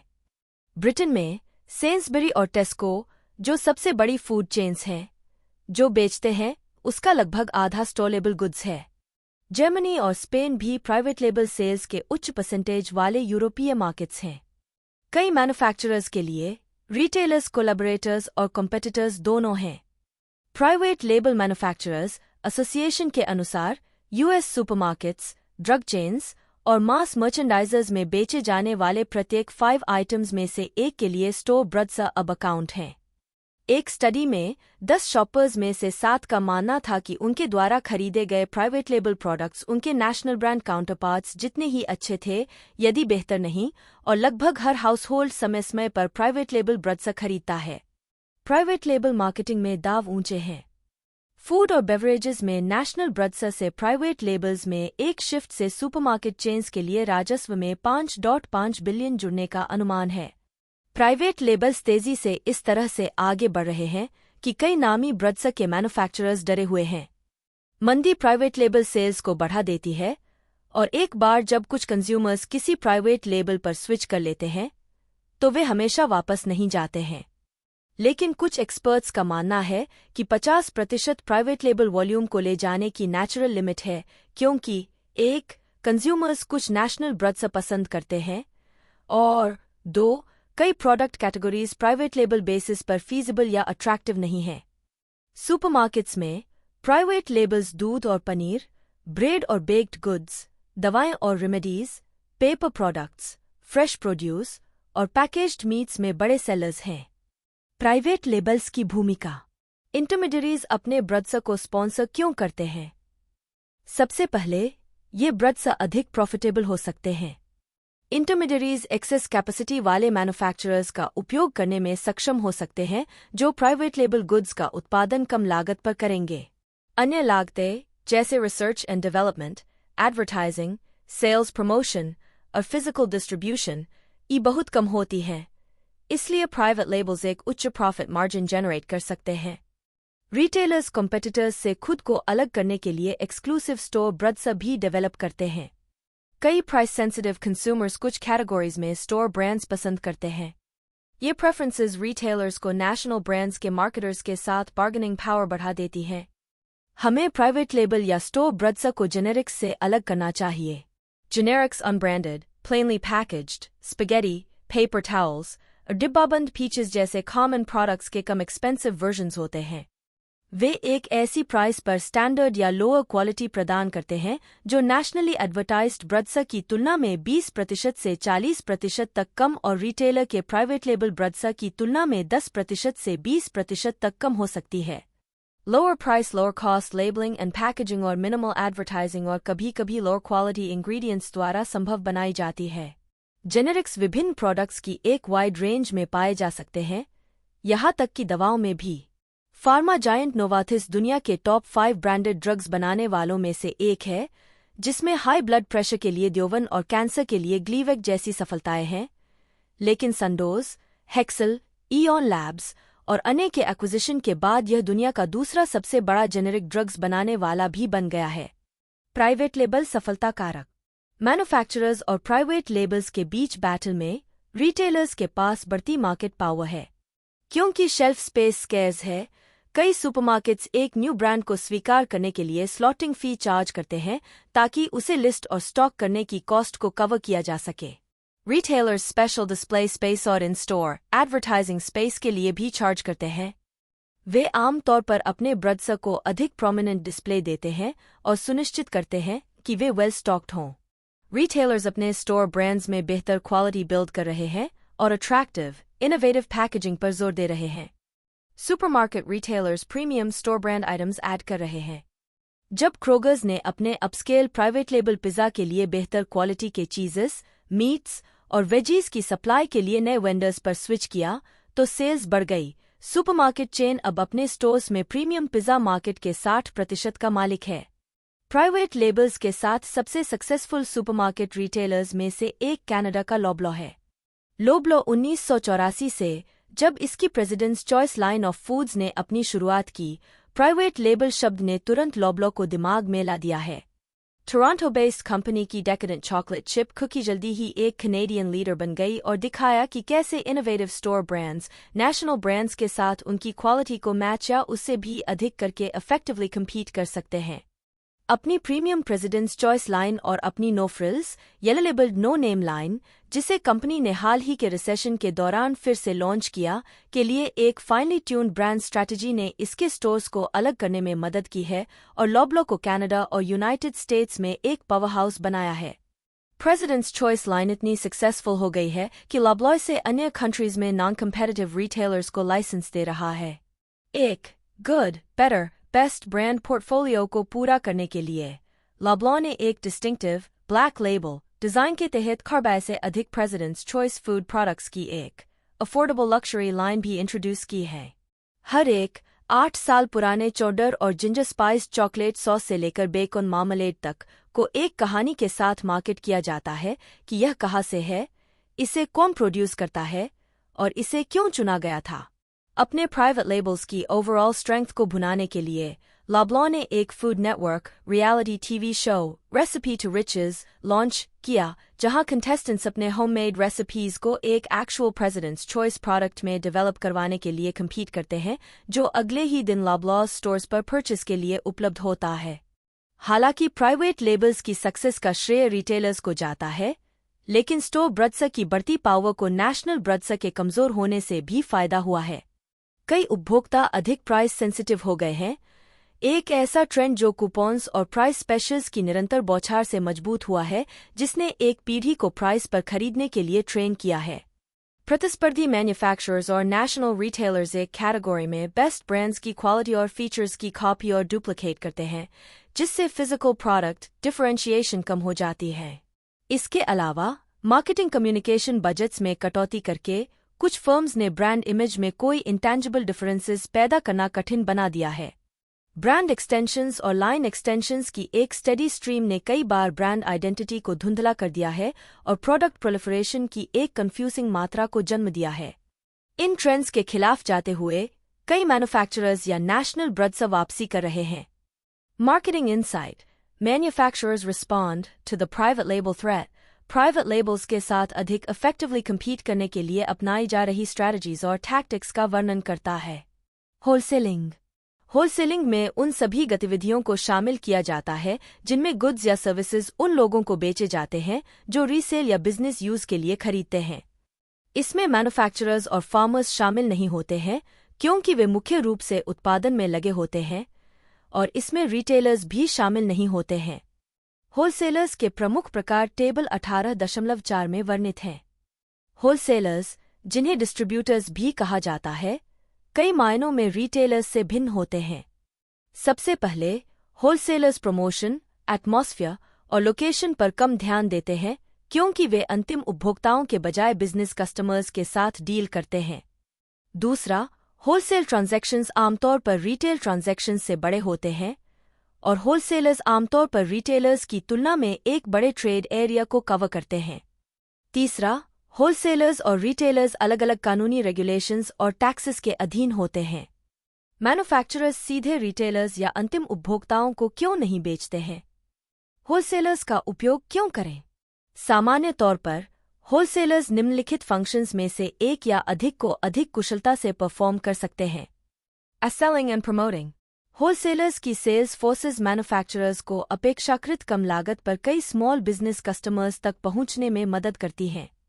उनके पास अधिक कॉन्टैक्ट्स होते हैं और बायर्स अक्सर उन पर दूर के मैन्युफैक्चरर से अधिक ट्रस्ट करते हैं। Buying and assortment building wholesalers items का चयन करने और अपने कस्टमर्स की ज़रूरत के असॉर्टमेंट्स बनाने में सक्षम होते हैं, जिससे उन्हें काफ़ी काम की बचत होती है। बुल्क ब्रेकिंग होलसेलर्स बड़े कार्लोड लॉट्स खरीदकर और बल्क को छोटी यूनिट्स में तोड़कर अपने कस्टमर्स के लिए बचत प्राप्त करते हैं। वेयरहाउसिंग होलसेलर्स इन्वेंट्रीज रखते हैं, जिससे सप्लायर्स और कस्टमर्स के लिए इन्वेंट्री कॉस्ट्स और रिस्क्स कम हो जाते हैं। ट्रांसपोर्टेशन होलसेलर्स अक्सर खरीदारों को क्विकर डिलीवरी प्रदान कर सकते हैं, क्योंकि वे खरीदारों के करीब होते हैं। फाइनेंसिंग होलसेलर्स कस्टमर्स को क्रेडिट देकर और सप्लायर्स को जल्दी ऑर्डर देकर और समय पर बिल्स का भुगतान करके फाइनेंस करते हैं। रिस्क बेयरिंग, होलसेलर्स टाइटल लेकर और थेफ्ट, डैमेज, स्पॉइलेज और ऑब्सोलेसेंस की कॉस्ट वहन करके कुछ रिस्क एब्जॉर्ब करते हैं। मार्केट इन्फॉर्मेशन, होलसेलर्स सप्लायर्स और कस्टमर्स को कंपेटिटर्स की गतिविधियों, न्यू प्रोडक्ट्स, प्राइस डेवलपमेंट्स आदि के बारे में इंफॉर्मेशन सप्लाई करते हैं। Management services and counselling, wholesalers अक्सर सेल्स क्लर्क्स को ट्रेनिंग देकर स्टोर लेआउट्स और डिस्प्लेस में मदद करके और अकाउंटिंग और इन्वेंट्री कंट्रोल सिस्टम्स सेटअप करके रिटेलर्स को अपने ऑपरेशंस में सुधार करने में मदद करते हैं। वे ट्रेनिंग और टेक्निकल सर्विसेज प्रदान करके इंडस्ट्रियल कस्टमर्स की मदद कर सकते हैं। थोक बिक्री में रुझान, होलसेलर को हाल के वर्षों में कंपटीशन के नए sources, demanding customers, new technologies और लार्ज इंडस्ट्रियल, इंस्टीट्यूशनल और रिटेल बायर्स द्वारा अधिक डायरेक्ट बाइंग प्रोग्राम्स से बढ़ते दबावों का सामना करना पड़ा है। मैन्युफैक्चरर्स की होलसेलर्स के खिलाफ प्रमुख शिकायतें हैं। वे मैन्युफैक्चरर की प्रोडक्ट लाइन को एग्रेसिवली प्रमोट नहीं करते हैं और वे ऑर्डर टेकर्स की तरह अधिक कार्य करते हैं। वे पर्याप्त इन्वेंट्री नहीं रखते हैं और इसलिए कस्टमर्स के ऑर्डर्स को पर्याप्त तेजी से पूरा नहीं करते हैं। वे मैन्युफैक्चरर को up to date market, customer और कम्पिटिटिव इंफॉर्मेशन सप्लाई नहीं करते हैं। वे अपनी कॉस्ट्स को कम करने के लिए हाई कैलिबर मैनेजर्स को आकर्षित नहीं करते हैं और वे अपनी सर्विसेज के लिए बहुत अधिक चार्ज करते हैं। समझदार होलसेलर्स ने चुनौती का सामना किया है और अपने सप्लायर्स और टारगेट कस्टमर्स की बदलती ज़रूरतों को पूरा करने के लिए अपनी सर्विसेज को अडैप्टेड किया है। वे मानते हैं कि उन्हें चैनल में वैल्यू ऐड करना चाहिए। एरो इलेक्ट्रॉनिक्स ने ठीक यही किया है। एरो इलेक्ट्रॉनिक्स इलेक्ट्रॉनिक कंपोनेंट और कंप्यूटर प्रोडक्ट इंडस्ट्रीज को प्रोडक्ट्स, सर्विसेज और सॉल्यूशंस का एक ग्लोबल प्रोवाइडर है। यह 55 कंट्रीज और टेरिटरीज में 470 लोकेशंस के ग्लोबल नेटवर्क के माध्यम से 1 लाख से अधिक original equipment manufacturers, contract manufacturers और कमर्शियल कस्टमर्स के लिए एक सप्लाई चैनल पार्टनर के रूप में कार्य करता है। हालांकि बड़े कॉन्ट्रैक्ट मैन्युफैक्चरर्स के सप्लायर्स से सीधे अधिक पार्ट्स खरीदने के साथ एरो जैसे डिस्ट्रीब्यूटर्स को बाहर निकाला जा रहा है। बेहतर कम्पीट करने के लिए कंपनी ने सर्विसेज को अपनाया है। Financing, on-site inventory management, parts tracking software और चिप प्रोग्रामिंग प्रदान की है। सर्विसेज ने 5 ईयर स्ट्रेच में इसके शेयर प्राइस को क्वाड्रुपल करने में मदद की और कंपनी ने 2013 में सेल्स में 21.4 बिलियन से अधिक की कमाई की। होलसेलर्स ने इन्वेंट्रीज और रिसीवेबल्स को बेहतर ढंग से मैनेज करके एसेट प्रोडक्टिविटी बढ़ाने के लिए काम किया है। वे अधिक advanced materials handling technology, information systems और इंटरनेट में इन्वेस्ट करके ऑपरेटिंग कॉस्ट्स को भी कम कर रहे हैं। अंत में वे target markets, product assortment and services, price, communications और डिस्ट्रीब्यूशन के बारे में अपने स्ट्रैटेजिक डिसीजंस में सुधार कर रहे हैं। एकेडमिक एक्सपर्ट्स जिम नारस और जिम एंडरसन ने लीडिंग इंडस्ट्रियल डिस्ट्रीब्यूटर्स का इंटरव्यू लिया और 4 तरीके आइडेंटिफाई किए जिनसे उन्होंने मैन्युफैक्चरर्स के साथ अपने रिलेशनशिप्स को मजबूत किया। 1. उन्होंने मार्केटिंग चैनल में अपने एक्सपेक्टेड फंक्शंस के बारे में अपने मैन्युफैक्चरर्स के साथ एक क्लियर अग्रीमेंट की मांग की। 2. उन्होंने उनके प्लान्स का दौरा करके और मैन्युफैक्चरर एसोसिएशन कन्वेंशंस और ट्रेड शोज में भाग लेकर मैन्युफैक्चरर्स की आवश्यकताओं के बारे में इंसाइट प्राप्त की। 3. उन्होंने वॉल्यूम टारगेट्स को पूरा करके, बिल्स का तुरंत भुगतान करके और कस्टमर इन्फॉर्मेशन अपने मैन्युफैक्चरर्स को वापस भेजकर मैन्युफैक्चरर के प्रति अपनी कमिटमेंट्स को पूरा किया। 4. उन्होंने अपने सप्लायर्स की मदद के लिए वैल्यू एडेड सर्विसेज को आइडेंटिफाई और ऑफर किया। थोक उद्योग सबसे एंड्यूरिंग ट्रेंड्स में से एक के प्रति संवेदनशील बना हुआ है। प्राइस इंक्रीसेस के लिए फियर्स रेजिस्टेंस और कॉस्ट और क्वालिटी के आधार पर सप्लायर्स की छंटनी। वर्टिकल इंटीग्रेशन की ओर ट्रेंड, जिसमें मैन्युफैक्चरर्स अपने इंटरमीडियरीज को कंट्रोल या ओन करने का प्रयास करते हैं, अभी भी मजबूत है। मार्केट लॉजिस्टिक्स, भौतिक वितरण फैक्ट्री से शुरू होता है। मैनेजर्स वेयरहाउसेस, स्टॉकिंग पॉइंट्स और ट्रांसपोर्टेशन कैरियर्स का एक सेट चुनते हैं जो गुड्स को डिजायर्ड टाइम में या सबसे कम टोटल कॉस्ट पर अंतिम डेस्टिनेशंस तक डिलीवर करेंगे। फिजिकल डिस्ट्रीब्यूशन को अब सप्लाई चेन मैनेजमेंट (SCM) के व्यापक कॉन्सेप्ट में एक्सपेंड कर दिया गया है। Supply chain management physical distribution से पहले शुरू होता है और इसमें स्ट्रेटेजिकली सही इनपुट्स, कच्चे माल, कंपोनेंट्स और पूंजीगत उपकरण की प्रोक्योरमेंट, उन्हें फिनिश्ड प्रोडक्ट्स में कुशलता से कन्वर्ट करना और उन्हें अंतिम डेस्टिनेशंस तक डिस्पैच करना शामिल है। एक और भी व्यापक पर्सपेक्टिव यह देखता है कि कंपनी के सप्लायर्स स्वयं अपने इनपुट्स कैसे प्राप्त करते हैं। सप्लाई चेन पर्सपेक्टिव एक कंपनी को सुपीरियर सप्लायर्स और डिस्ट्रीब्यूटर्स की पहचान करने में मदद कर सकता है और फिर उसे प्रोडक्टिविटी में सुधार और कॉस्ट्स को कम करने में मदद कर सकता है। टॉप सप्लाई चेन्स वाली फर्म्स में Apple, McDonald's, Amazon.com, Unilever, Intel, Procter & Gamble, Cisco Systems और Samsung Electronics शामिल हैं। कुछ companies transportation planning, distribution centre management और शिपिंग और स्टोरिंग से आगे जाने वाली अन्य वैल्यू एडेड सर्विसेज में मदद के लिए थर्ड पार्टी लॉजिस्टिक्स स्पेशलिस्ट्स के साथ पार्टनर और आउटसोर्स करना चुनती हैं। सप्लाई चेन को सही तरीके से प्राप्त करने के भारी पे ऑफ्स हो सकते हैं।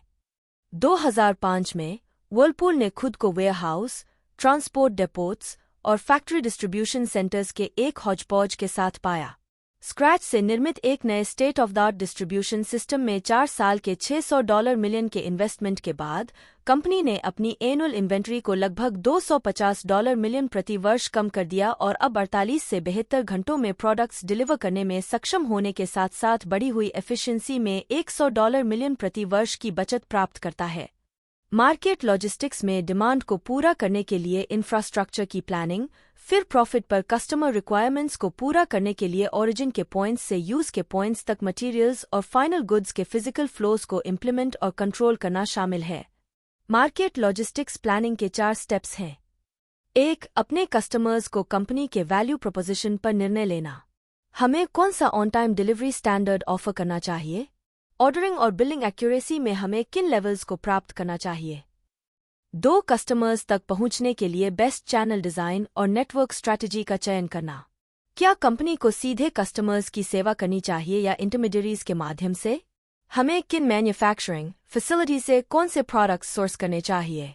हमें कितने वेयरहाउस मेंटेन करने चाहिए और हमें उन्हें कहाँ लोकेट करना चाहिए? 3. Sales forecasting, warehouse management, transportation management और materials management में operational excellence develop करना। 4. Best information systems, equipment, policies और procedures के साथ solution को implement करना। मार्केट लॉजिस्टिक्स का अध्ययन करने से मैनेजर्स को वैल्यू डिलीवर करने का सबसे एफिशिएंट तरीका खोजने में मदद मिलती है। उदाहरण के लिए, एक सॉफ्टवेयर कंपनी पारंपरिक रूप से सॉफ्टवेयर डिस्क्स और मैनुअल्स प्रोड्यूस और पैकेज करती थी, उन्हें होलसेलर्स को शिप करती थी, जो उन्हें रिटेलर्स को शिप करते थे, जो उन्हें कस्टमर्स को बेचते थे, जो उन्हें अपने पीसीज पर डाउनलोड करने के लिए घर ले जाते थे।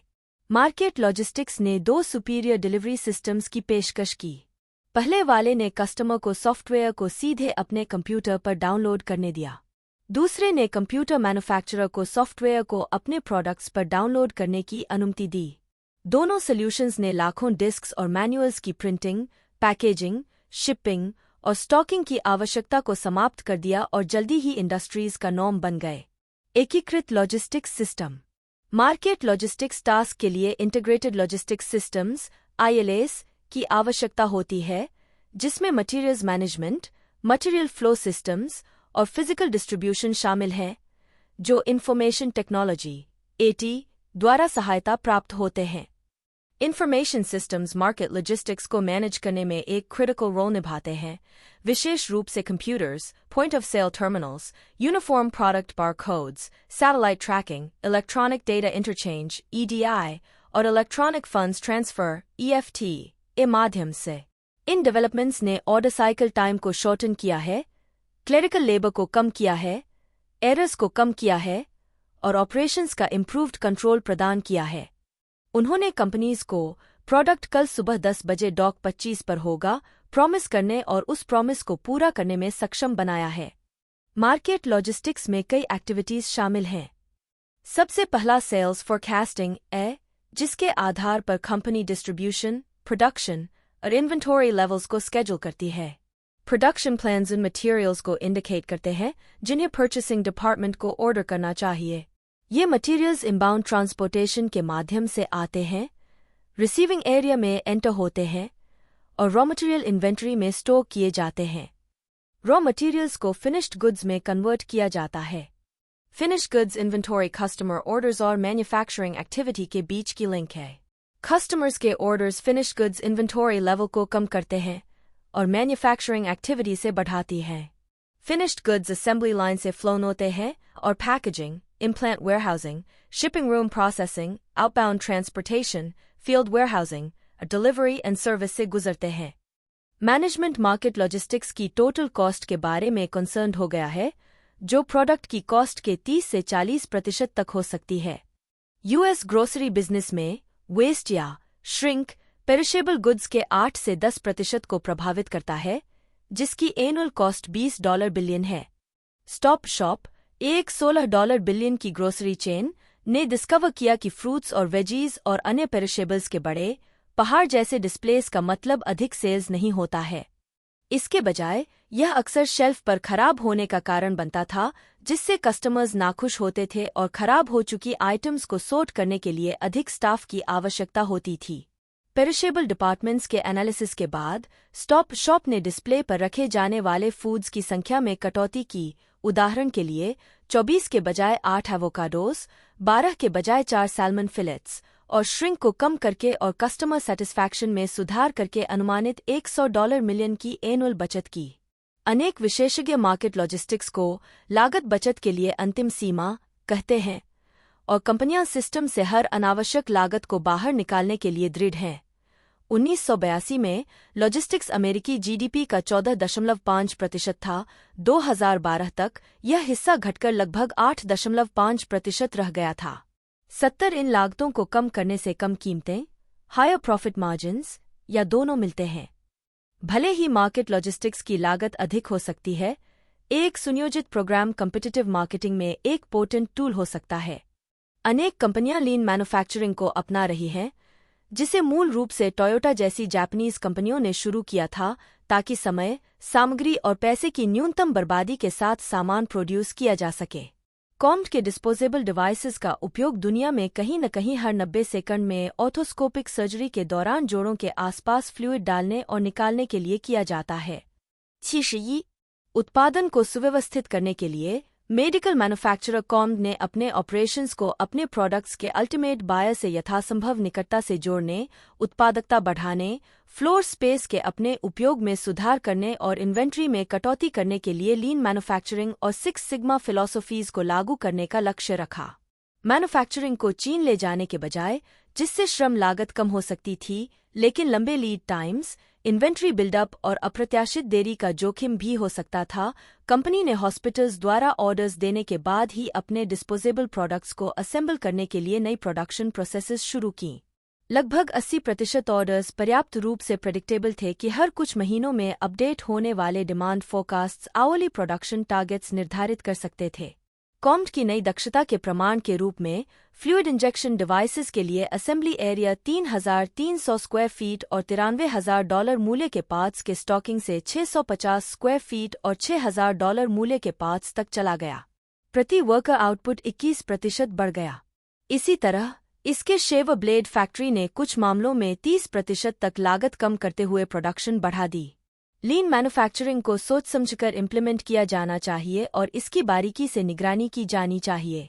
टोयोटा के प्रोडक्ट सेफ्टी में संकट, जिसके परिणामस्वरूप व्यापक प्रोडक्ट रिकॉल्स हुए, को आंशिक रूप से इस तथ्य के लिए जिम्मेदार ठहराया गया है कि लीन मैन्युफैक्चरिंग के कुछ पहलू, मल्टीपल प्रोडक्ट लाइंस में कॉमन पार्ट्स और डिजाइन्स का उपयोग करके ओवरलैप को समाप्त करना और अधिक इकोनॉमीज ऑफ स्केल के साथ पार्ट्स खरीदने के लिए आपूर्तिकर्ताओं की संख्या कम करना, क्वालिटी कंट्रोल के मुद्दों के आने पर उल्टा असर डाल सकते हैं। 6 मार्केट लॉजिस्टिक्स ऑब्जेक्टिव्स। अनेक कंपनियां अपने मार्केट लॉजिस्टिक्स ऑब्जेक्टिव को सही गुड्स को सही प्लेसेस पर सही समय पर लीस्ट कॉस्ट के लिए पहुंचाना बताती हैं। दुर्भाग्य से यह ऑब्जेक्टिव बहुत कम व्यावहारिक मार्गदर्शन प्रदान करता है। कोई भी सिस्टम एक साथ कस्टमर सर्विस को मैक्सिमाइज और डिस्ट्रीब्यूशन कॉस्ट को मिनिमाइज नहीं कर सकता। मैक्सिमम कस्टमर सर्विस का अर्थ है बड़े इन्वेंटोरीज, प्रीमियम ट्रांसपोर्टेशन और मल्टीपल वेयरहाउसेस। ये सभी मार्केट लॉजिस्टिक्स कॉस्ट्स को बढ़ाते हैं। नहीं कोई कंपनी अपने मार्केट लॉजिस्टिक्स मैनेजर को अपनी लॉजिस्टिक्स लागत को कम करने के लिए कहकर मार्केट लॉजिस्टिक्स एफिशिएंसी प्राप्त कर सकती है। मार्केट लॉजिस्टिक्स कॉस्ट्स इंटरैक्ट करते हैं और अक्सर नेगेटिवली रिलेटेड होते हैं। उदाहरण के लिए, ट्रैफिक मैनेजर रेल शिपमेंट को एयर शिपमेंट के मुकाबले फेवर करता है क्योंकि रेल की लागत कम होती है। हालांकि क्योंकि रेलगाड़ियां धीमी होती हैं, रेल शिपमेंट वर्किंग कैपिटल को अधिक समय तक बांधे रखता है, कस्टमर पेमेंट में देरी करता है और कस्टमर्स को उन कॉम्पिटिटर्स के पास भेज सकता है जो फास्टर सर्विस प्रदान करते हैं। शिपिंग डिपार्टमेंट शिपिंग कॉस्ट्स को मिनिमाइज करने के लिए सस्ते कंटेनर्स का उपयोग करता है। सस्ते कंटेनर्स से डैमेज्ड गुड्स की दर अधिक होती है और इससे कस्टमर इलबिल होता है। इन्वेंटरी मैनेजर कम इन्वेंटरीज को फेवर करता है। इससे stock outs, back orders, paperwork, special production runs और high cost fast freight shipments बढ़ जाते हैं। इन ट्रेड ऑफ्स को देखते हुए मैनेजर्स को टोटल सिस्टम के आधार पर निर्णय लेने चाहिए। शुरुआती बिंदु यह अध्ययन करना है कि कस्टमर्स को क्या चाहिए और कॉम्पिटिटर्स क्या ऑफर कर रहे हैं। Customers on time delivery, emergency needs को पूरा करने में मदद, मर्चेंडाइज की केयरफुल हैंडलिंग, डिफेक्टिव गुड्स की क्विक रिटर्न और रिप्लेसमेंट में रुचि रखते हैं। फिर होलसेलर को इन सर्विस आउटपुट्स के रिलेटिव इंपॉर्टेंस पर रिसर्च करना चाहिए। उदाहरण के लिए, कॉपीइंग इक्विपमेंट के खरीदारों के लिए सर्विस रिपेयर टाइम बहुत महत्वपूर्ण है। जेरोक्स ने एक सर्विस डिलीवरी स्टैंडर्ड डेवलप किया है जो सर्विस रिक्वेस्ट प्राप्त होने के 3 घंटे के भीतर कॉन्टिनेंटल यूनाइटेड स्टेट्स में कहीं भी एक डिसेबल्ड मशीन को वापस ऑपरेशन में ला सकता है। फिर इस प्रॉमिस को पूरा करने के लिए इसने टेक्नीशियंस, पार्ट्स और लोकेशंस के एक सर्विस डिवीजन को डिजाइन किया। कंपनी को कॉम्पिटिटर्स के सर्विस स्टैंडर्ड्स पर भी विचार करना चाहिए। यह आमतौर पर इनसे मैच करना या इनसे आगे निकलना चाहेगा, लेकिन ऑब्जेक्टिव सेल्स नहीं बल्कि प्रॉफिट्स को मैक्सिमाइज करना है। कुछ कंपनियां कम सर्विस ऑफर करती हैं और कम कीमत वसूलती हैं। अन्य कंपनियां अधिक सर्विस ऑफर करती हैं और प्रीमियम प्राइस लेती हैं। अंततः कंपनी को मार्केट के लिए कुछ प्रॉमिस एस्टैब्लिश करना चाहिए। कुछ कंपनियां प्रत्येक सर्विस फैक्टर के लिए स्टैंडर्ड्स डिफाइन करती हैं। एक अप्लायंस मैन्युफैक्चरर डीलर के कम से कम 95% ऑर्डर्स को ऑर्डर रिसीप्ट के 7 दिनों के भीतर डिलीवर करने, उन्हें 99% एक्यूरेसी के साथ पूरा करने, ऑर्डर स्टेटस के बारे में पूछताछ को 3 घंटे के भीतर डील करने और यह सुनिश्चित करने का वादा करता है कि ट्रांजिट में क्षतिग्रस्त मर्चेंडाइज 1% से अधिक न हो। Market logistics decisions. कंपनी को अपने मार्केट लॉजिस्टिक्स के बारे में 4 मेजर डिसीजंस लेने चाहिए। 1. हमें ऑर्डर प्रोसेसिंग को कैसे हैंडल करना चाहिए। 2. हमें अपना स्टॉक, वेयरहाउसिंग कहाँ लोकेट करना चाहिए। 3. हमें कितना स्टॉक होल्ड करना चाहिए, इन्वेंट्री। और 4. हमें गुड्स, ट्रांसपोर्टेशन कैसे शिप करना चाहिए। Order processing. आज अधिकांश कंपनियां ऑर्डर टू पेमेंट साइकिल यानी ऑर्डर की रिसीप्ट, डिलीवरी और पेमेंट के बीच के समय को शॉर्टन करने की कोशिश कर रही हैं। इस साइकिल में अनेक स्टेप्स होते हैं, जिनमें सेल्स पर्सन द्वारा ऑर्डर ट्रांसमिशन, ऑर्डर एंट्री और कस्टमर क्रेडिट चेक, इन्वेंटरी और प्रोडक्शन स्केजुलिंग, ऑर्डर और इनवॉइस शिपमेंट, पेमेंट की रिसीट शामिल है। यह साइकिल जितना लंबा होगा, कस्टमर की सेटिस्फैक्शन उतनी ही कम होगी और कंपनी के प्रॉफिट्स भी उतने ही कम होंगे। वेयरहाउसिंग। प्रत्येक कंपनी को तैयार माल को तब तक स्टोर करना चाहिए जब तक वे बिक नहीं जाते, क्योंकि प्रोडक्शन और कंजम्पशन साइकिल्स शायद ही कभी मैच होते हैं। अधिक स्टॉकिंग लोकेशंस का मतलब है कि गुड्स कस्टमर्स तक अधिक तेजी से डिलीवर किए जा सकते हैं, लेकिन वेयरहाउसिंग और इन्वेंट्री कॉस्ट्स अधिक होते हैं। इन लागतों को कम करने के लिए कंपनी अपने इन्वेंट्री को एक ही स्थान पर सेंट्रलाइज कर सकती है और ऑर्डर्स को पूरा करने के लिए फास्ट ट्रांसपोर्टेशन का उपयोग कर सकती है। इन्वेंट्री को बेहतर मैनेज करने के लिए नॉर्डस्ट्रॉम और मेकीज जैसे अनेक डिपार्टमेंट स्टोर्स अब अलग अलग स्टोर्स से ऑनलाइन ऑर्डर्स शिप करते हैं। 63. कुछ वेयरहाउस अब प्लांट में पहले किए जाने वाले एक्टिविटीज को अपना रहे हैं, जिनमें प्रोडक्ट असेंबली, पैकेजिंग और प्रमोशनल डिस्प्लेस का निर्माण शामिल है।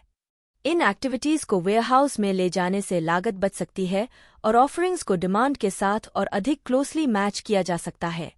इन्वेंट्री सेल्स पीपल चाहते हैं कि उनकी कंपनी सभी कस्टमर ऑर्डर्स को तुरंत पूरा करने के लिए पर्याप्त स्टॉक रखें। हालांकि यह कॉस्ट इफेक्टिव नहीं है। जैसे जैसे कस्टमर सर्विस लेवल 100% के करीब पहुंचता है, इन्वेंट्री कॉस्ट में तेजी से वृद्धि होती है। मैनेजमेंट को यह जानने की आवश्यकता है कि बड़े इन्वेंट्रीज रखने और फास्टर ऑर्डर फुलफिलमेंट टाइम्स का वादा करने के परिणामस्वरूप सेल्स और प्रॉफिट्स में कितनी वृद्धि होगी और फिर एक डिसीजन लेना होगा। जैसे जैसे इन्वेंट्री कम होता जाता है, मैनेजमेंट को यह पता होना चाहिए कि किस स्टॉक लेवल पर एक नया ऑर्डर प्लेस करना है। इस स्टॉक लेवल को ऑर्डर या रीऑर्डर पॉइंट कहा जाता है। 20 का ऑर्डर पॉइंट का मतलब है कि जब स्टॉक 20 यूनिट्स तक गिर जाए तो रीऑर्डर करना। ऑर्डर पॉइंट को स्टॉकआउट के रिस्क्स और ओवरस्टॉक की कॉस्ट्स के बीच बैलेंस करना चाहिए। दूसरा डिसीजन यह है कि कितना ऑर्डर करना है। ऑर्डर की गई क्वांटिटी जितनी बड़ी होगी, उतनी ही कम बार ऑर्डर देने की आवश्यकता होगी। कंपनी को ऑर्डर प्रोसेसिंग कॉस्ट्स और इन्वेंट्री कैरिंग कॉस्ट्स के बीच बैलेंस बनाने की जरूरत है। एक मैन्युफैक्चरर के लिए ऑर्डर प्रोसेसिंग कॉस्ट्स में आइटम के लिए सेटअप कॉस्ट्स और रनिंग कॉस्ट्स, उत्पादन चलने पर ऑपरेटिंग कॉस्ट्स शामिल होते हैं। यदि सेटअप कॉस्ट्स कम हैं, तो मैन्युफैक्चरर आइटम को अक्सर प्रोड्यूस कर सकता है और प्रति आइटम एवरेज कॉस्ट स्टेबल होता है और रनिंग कॉस्ट्स के बराबर होता है। हालांकि यदि सेटअप कॉस्ट्स अधिक हैं, तो मैन्युफैक्चरर एक लॉन्ग रन प्रोड्यूस करके और अधिक इन्वेंट्री रखकर प्रति यूनिट एवरेज कॉस्ट को कम कर सकता है। ऑर्डर प्रोसेसिंग कॉस्ट्स की तुलना इन्वेंटरी कैरिंग कॉस्ट से की जानी चाहिए, जिसमें storage charges, cost of capital, taxes and insurance, depreciation and obsolescence शामिल है। कैरिंग कॉस्ट्स इन्वेंट्री वैल्यू के 30% तक हो सकते हैं और जितना बड़ा एवरेज स्टॉक रखा जाता है, उतने ही अधिक होते हैं। इसका मतलब यह है कि जो मार्केटिंग मैनेजर्स बड़े इन्वेंट्रीज रखना चाहते हैं, उन्हें यह शो करने की आवश्यकता है कि incremental gross profits incremental carrying cost से अधिक होंगे। हम यह ऑब्जर्व करके ऑप्टिमल ऑर्डर क्वांटिटी निर्धारित कर सकते हैं कि ऑर्डर प्रोसेसिंग कॉस्ट्स और इन्वेंट्री कैरिंग कॉस्ट्स अलग अलग ऑर्डर लेवल्स पर कैसे जुड़ते हैं। फिगर 18.1 शो करता है कि order processing cost per unit घट जाती है क्योंकि ऑर्डर किए गए यूनिट्स की संख्या बढ़ जाती है, क्योंकि ऑर्डर कॉस्ट्स अधिक यूनिट्स में स्प्रेड हो जाते हैं। Inventory carrying charges per unit order किए गए यूनिट्स की संख्या के साथ बढ़ जाती है क्योंकि प्रत्येक यूनिट इन्वेंट्री में अधिक समय तक रहता है। हम दो कॉस्ट कर्व्स को वर्टिकली एक टोटल कॉस्ट कर्व में जोड़ते हैं और optimal order quantity Q Sinha खोजने के लिए टोटल कॉस्ट कर्व के लोएस्ट पॉइंट को हॉरिजॉन्टल एक्सिस पर प्रोजेक्ट करते हैं। 64 कंपनियां इन्वेंट्री आइटम्स के साथ अलग अलग व्यवहार करके स्लो मूविंग आइटम्स को एक सेंट्रल लोकेशन पर रखकर और फास्ट मूविंग आइटम्स को कस्टमर्स के करीब वेयरहाउस में रखकर अपनी इन्वेंट्री कॉस्ट्स को कम कर रही हैं। मैनेजर्स इन्वेंट्री स्ट्रैटेजीज पर भी विचार कर रहे हैं जो उन्हें फ्लेक्सिबिलिटी प्रदान करती हैं, चाहे कुछ भी गलत हो जाए, जैसा कि अक्सर होता है, चाहे कैलिफोर्निया में डॉग स्ट्राइक हो, जापान में भूकंप हो या नॉर्थ अफ्रीका और मिडिल ईस्ट में पॉलिटिकल टर्मोइल हो। एक इंटरकनेक्टेड वर्ल्ड में एक वीक लिंक अगर ठीक से मैनेज नहीं किया गया तो पूरी सप्लाई चेन को नीचे ला सकता है। 65 नियर जीरो इन्वेंट्री रखने का अल्टीमेट आंसर स्टॉक के लिए नहीं, बल्कि ऑर्डर के लिए बिल्ड करना है। सोनी से सामो सेल वन मेक वन कहता है। डेल की इन्वेंट्री स्ट्रैटेजी वर्षों से कस्टमर को कंप्यूटर ऑर्डर करने और उसके लिए एडवांस में पेमेंट करने की रही है। फिर डेल आवश्यक कंपोनेंट्स शिप करने के लिए आपूर्तिकर्ताओं को भुगतान करने के लिए कस्टमर के पैसे का उपयोग करता है। जब तक कस्टमर्स को आइटम की तुरंत आवश्यकता नहीं होती है, तब तक हर कोई पैसे बचा सकता है। कुछ रिटेलर्स अतिरिक्त इन्वेंट्री को ईबे पर अनलोड कर रहे हैं, जहां लिक्विडेटर मिडलमैन को हटाकर वे 10 सेंट्स के अपोज टू 60 से 80 सेंट्स प्रति डॉलर कमा सकते हैं। 76 और कुछ सप्लायर्स अपॉर्चुनिटी क्रिएट करने के लिए अतिरिक्त इन्वेंट्री खरीद रहे हैं। कैमरॉन ह्यूग्स, यदि किसी वाइनरी के पास 8 लॉट है, तो वह अपने कस्टमर्स के लिए केवल 5 बैरल्स का ही उपयोग कर सकती है। कैमरॉन ह्यूग्स कहते हैं, जो एक वाइन नेगोशिएंट हैं, जो France, Italy, Spain, Argentina, south Africa और कैलिफोर्निया में हाई एंड वाइनरीज और वाइन ब्रोकर्स से अतिरिक्त जूस खरीदते हैं और इसे लिमिटेड एडिशन प्रीमियम ब्लेंड्स बनाने के लिए कॉम्बाइन करते हैं, जिनका स्वाद उनके प्राइस टैग्स की तुलना में बहुत अधिक एक्सपेंसिव होता है। एक $100 कैलिफोर्निया कैबिनेट उनके लॉट 500 नापा वैली कैबिनेट सोविनियन लेबल के तहत $25 अ बॉटल या उससे कम में बिक सकता है। नेगोशिएशंस लंबे समय से मौजूद हैं, पहले इंटरमीडियरीज के रूप में जो होलसेलर्स के रूप में वाइन बेचते या शिप करते थे, लेकिन यह प्रोफेशन बढ़ गया है क्योंकि ह्यूग्स जैसे अवसरवादियों ने अपनी वाइन्स बनाना शुरू कर दिया है। ह्यूग्स के पास कोई ग्रेप्स, बॉटलिंग मशीन्स या ट्रक्स नहीं है। वह बॉटलिंग को आउटसोर्स करते हैं और वह कॉस्टको, सैम्स क्लब और सेफवे जैसे रिटेलर्स को सीधे बेचते हैं, जिससे इंटरमीडियरीज और मल्टीपल मार्कअप्स समाप्त हो जाते हैं। ह्यूग्स कभी नहीं जानते कि उनके पास कौन से वाइन लॉट्स होंगे या कितने होंगे, लेकिन उन्होंने अनिश्चितता को अपने लाभ में बदल दिया है। वे हर बैच के साथ एक नया प्रोडक्ट क्रिएट करते हैं। उनके लिए रैपिड टर्नओवर कॉस्टको की अपील का हिस्सा है। डिस्काउंट स्टोर के कस्टमर्स को रेयर बार्गेन खोजने का आइडिया पसंद है और ह्यूग्स अपने आने वाले नंबर्ड लॉट्स के बारे में इन-स्टोर वाइन टेस्टिंग्स और इनसाइडर ईमेल्स के माध्यम से अपनी वाइन्स का प्रचार करते हैं, जो जल्दी बिक जाते हैं। एक बात जो कस्टमर्स को पता नहीं चलेगी वह यह है कि वाइन कहाँ से आती है। सौदे साइन करते समय ह्यूग्स को आमतौर पर नॉन डिस्क्लोजर एग्रीमेंट्स स्वीकार करने होते हैं, जो उन्हें अपने सोर्सेस का नाम लेने से रोकते हैं। हालांकि प्रत्येक वाइन के साथ आने वाला कैमरॉन कॉन्फिडेंशियल फ्लायर इसके बारे में संकेत दे सकता है। ट्रांसपोर्टेशन के choices, product pricing, on time delivery performance और गुड्स की उस कंडीशन को प्रभावित करते हैं जब वे पहुंचते हैं। ये सभी कस्टमर सैटिस्फैक्शन को अफेक्ट करते हैं। अपने वेयरहाउस, डीलर्स और कस्टमर्स को सामान शिप करने में एक company rail, air, truck, waterway या पाइपलाइन चुन सकती है। Shippers speed, frequency, dependability, capability, availability, traceability, cost जैसे मानदंडों पर विचार करते हैं। स्पीड के लिए प्राइम कंटेंडर्स एयर, रेल और ट्रक है। यदि गो लो कॉस्ट है तो वाटर या पाइपलाइन का चॉइस है। कंटेनराइजेशन की बदौलत शिपर्स तेजी से दो या अधिक ट्रांसपोर्टेशन मोड्स को कंबाइन कर रहे हैं। कंटेनराइजेशन में गुड्स को बॉक्सेस या ट्रेलर्स में रखना शामिल है, जिन्हें दो ट्रांसपोर्टेशन मोड्स के बीच ट्रांसफर करना आसान होता है। पिग्गीबैक रेल और ट्रक्स के उपयोग को डिस्क्राइब करता है। फिशीबैक, वाटर और ट्रक्स को, ट्रेनशिप, वाटर और रेल को, और एयर ट्रक, एयर और ट्रक्स को। प्रत्येक कोऑर्डिनेटेड मोड स्पेसिफिक एडवांटेजेस प्रदान करता है। उदाहरण के लिए, पिग्गीबैक अकेले ट्रकिंग की तुलना में सस्ता है, फिर भी फ्लेक्सिबिलिटी और कन्वीनियंस प्रदान करता है। शिपर्स प्राइवेट, कॉन्ट्रैक्ट और कॉमन कैरियर्स चुन सकते हैं।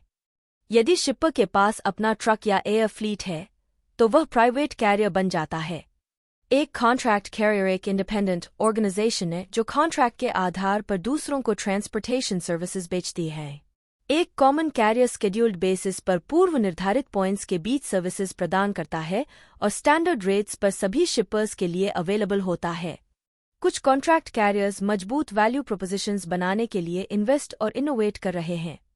68 एक रिटेलिंग में वे सभी एक्टिविटीज शामिल हैं जिनमें सामान या सर्विसेज को सीधे अंतिम उपभोक्ताओं को व्यक्तिगत, गैर व्यावसायिक उपयोग के लिए बेचा जाता है। Retailers, store retailers, non store retailers और रिटेल ऑर्गेनाइजेशंस हो सकते हैं। दो रिटेलर्स विकास और डिक्लाइन के चरणों से गुजरते हैं।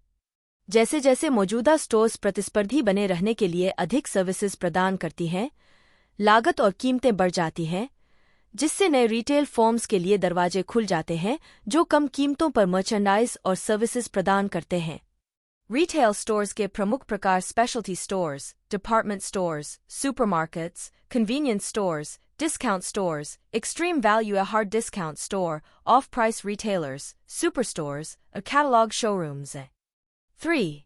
नॉन स्टोर रिटेलिंग बढ़ रहा है और इसमें direct selling, one to one selling, one to many party selling और multi level network marketing, direct marketing जिसमें ई-कॉमर्स और इंटरनेट रिटेलिंग शामिल है, ऑटोमैटिक वेंडिंग और बाइंग सर्विसेज शामिल हैं।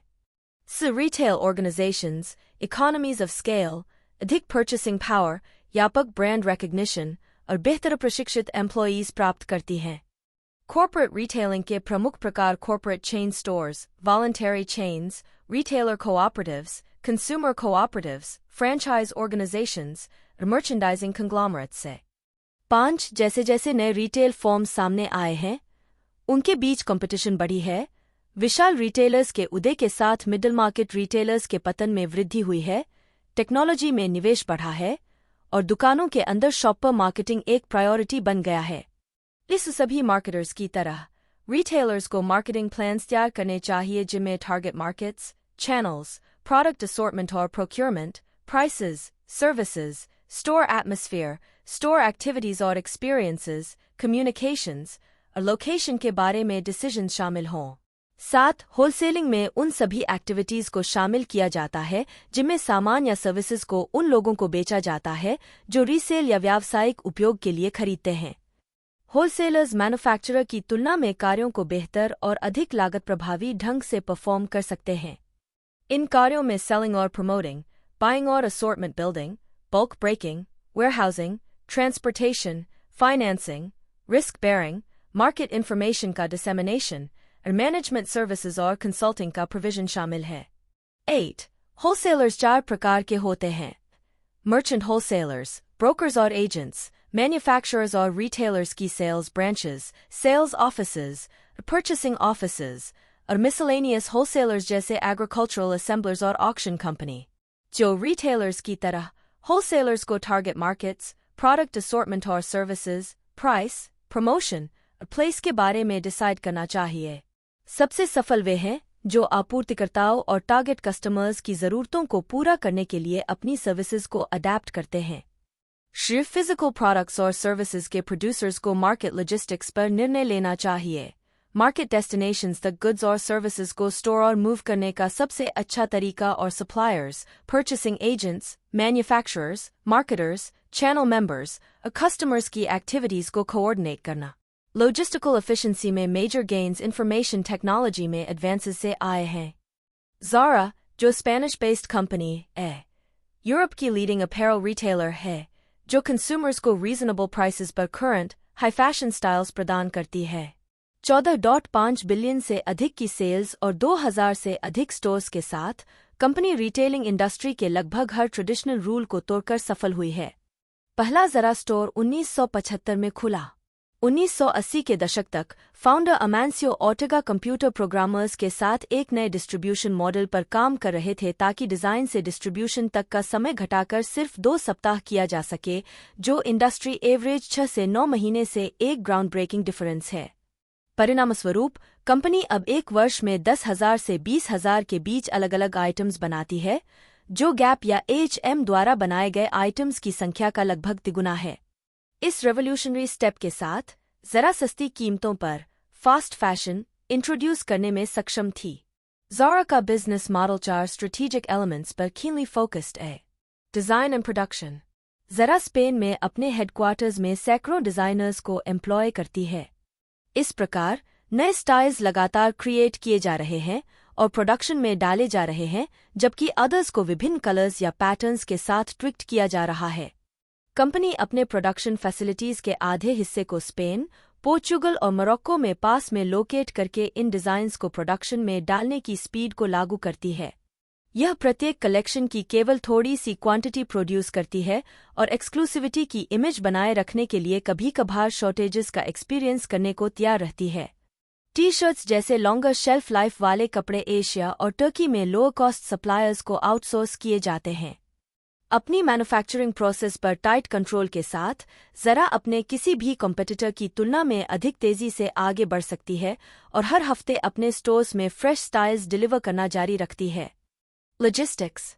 ज़रा अपने सभी मर्चेंडाइज को, चाहे ओरिजिन कुछ भी हो, स्पेन से डिस्ट्रीब्यूट करती है।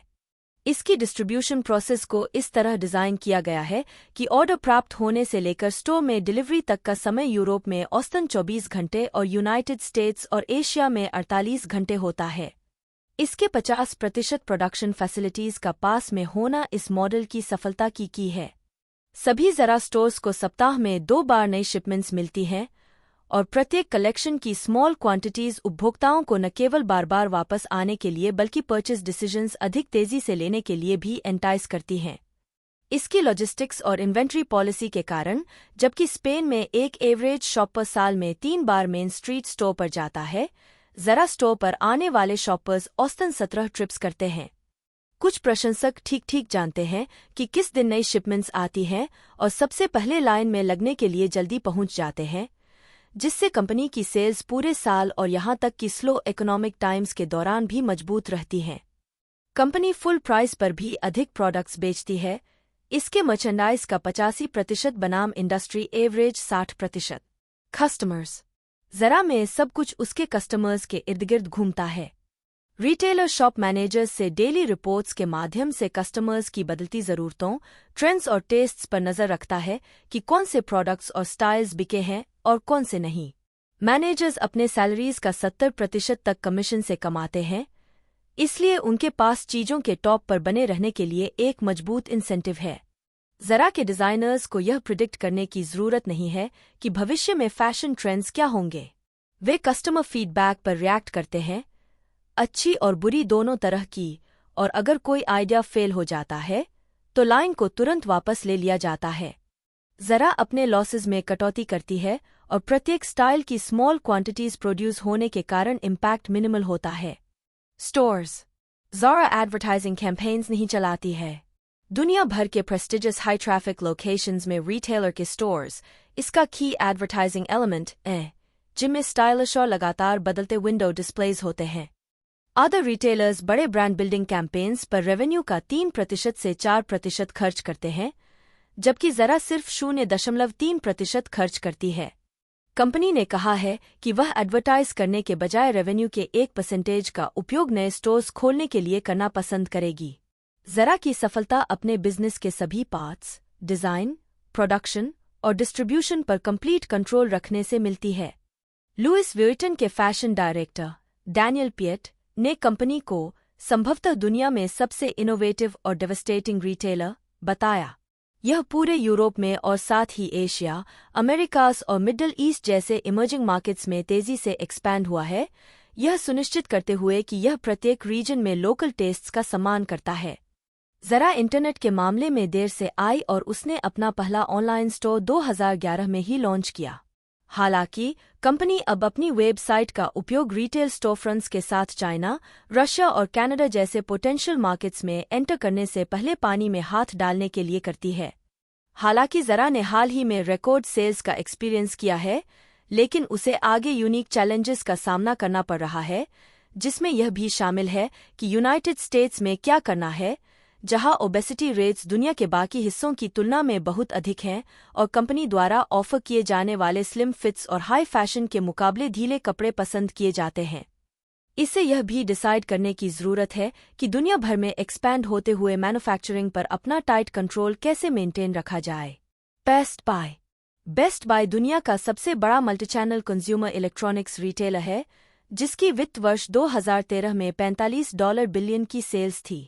1980 के दशक में सेल्स में तेजी आई क्योंकि कंपनी ने राष्ट्रीय स्तर पर एक्सपांशन किया और कुछ रिस्की बिजनेस डिसीजंस लिए, जैसे अपने सेल्स स्टाफ को कमीशन के बजाय सैलरी पर रखना। इस डिसीजन ने अधिक consumer friendly, low pressure shopping atmosphere create किया और इसके परिणामस्वरूप ओवरऑल रेवेन्यूज में तत्काल वृद्धि हुई। 1990 के दशक में बेस्ट बाय ने अपने कंप्यूटर प्रोडक्ट ऑफरिंग्स को बढ़ाया और 1995 तक यह होम पीसीज का सबसे बड़ा सेलर था, जो इंटरनेट बूम के दौरान एक पावरफुल मार्केट पोजीशन थी। 21वीं सदी की शुरुआत में बेस्ट बाय को कॉस्टको, वॉलमार्ट और टारगेट सहित नए रिटेल कॉम्पिटिटर्स का सामना करना पड़ा, जिन्होंने अपने इलेक्ट्रॉनिक्स डिविजन्स और प्रोडक्ट ऑफरिंग्स को बढ़ाया और अक्सर बेस्ट बाय की तुलना में कम कीमत पर बेचा।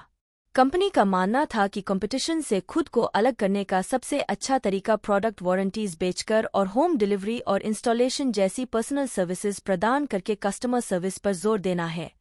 24 घंटे की computer service company geek squad की इसकी परचेज लाभदायक और रणनीतिक रूप से बुद्धिमान साबित हुई, क्योंकि होम और स्मॉल ऑफिस नेटवर्क्स अधिक जटिल हो गए और पर्सनल कंप्यूटिंग अटेंशन की आवश्यकता बढ़ गई। 2004 तक बेस्ट बाय ने अपने प्रत्येक स्टोर में एक गीक स्क्वाड स्टेशन स्थापित कर दिया था, जो उपभोक्ताओं को मल्टीपल चैनल्स में पर्सनल कंप्यूटिंग सर्विसेज प्रदान करता था, स्टोर्स में, ऑनलाइन, फोन पर और घर पर।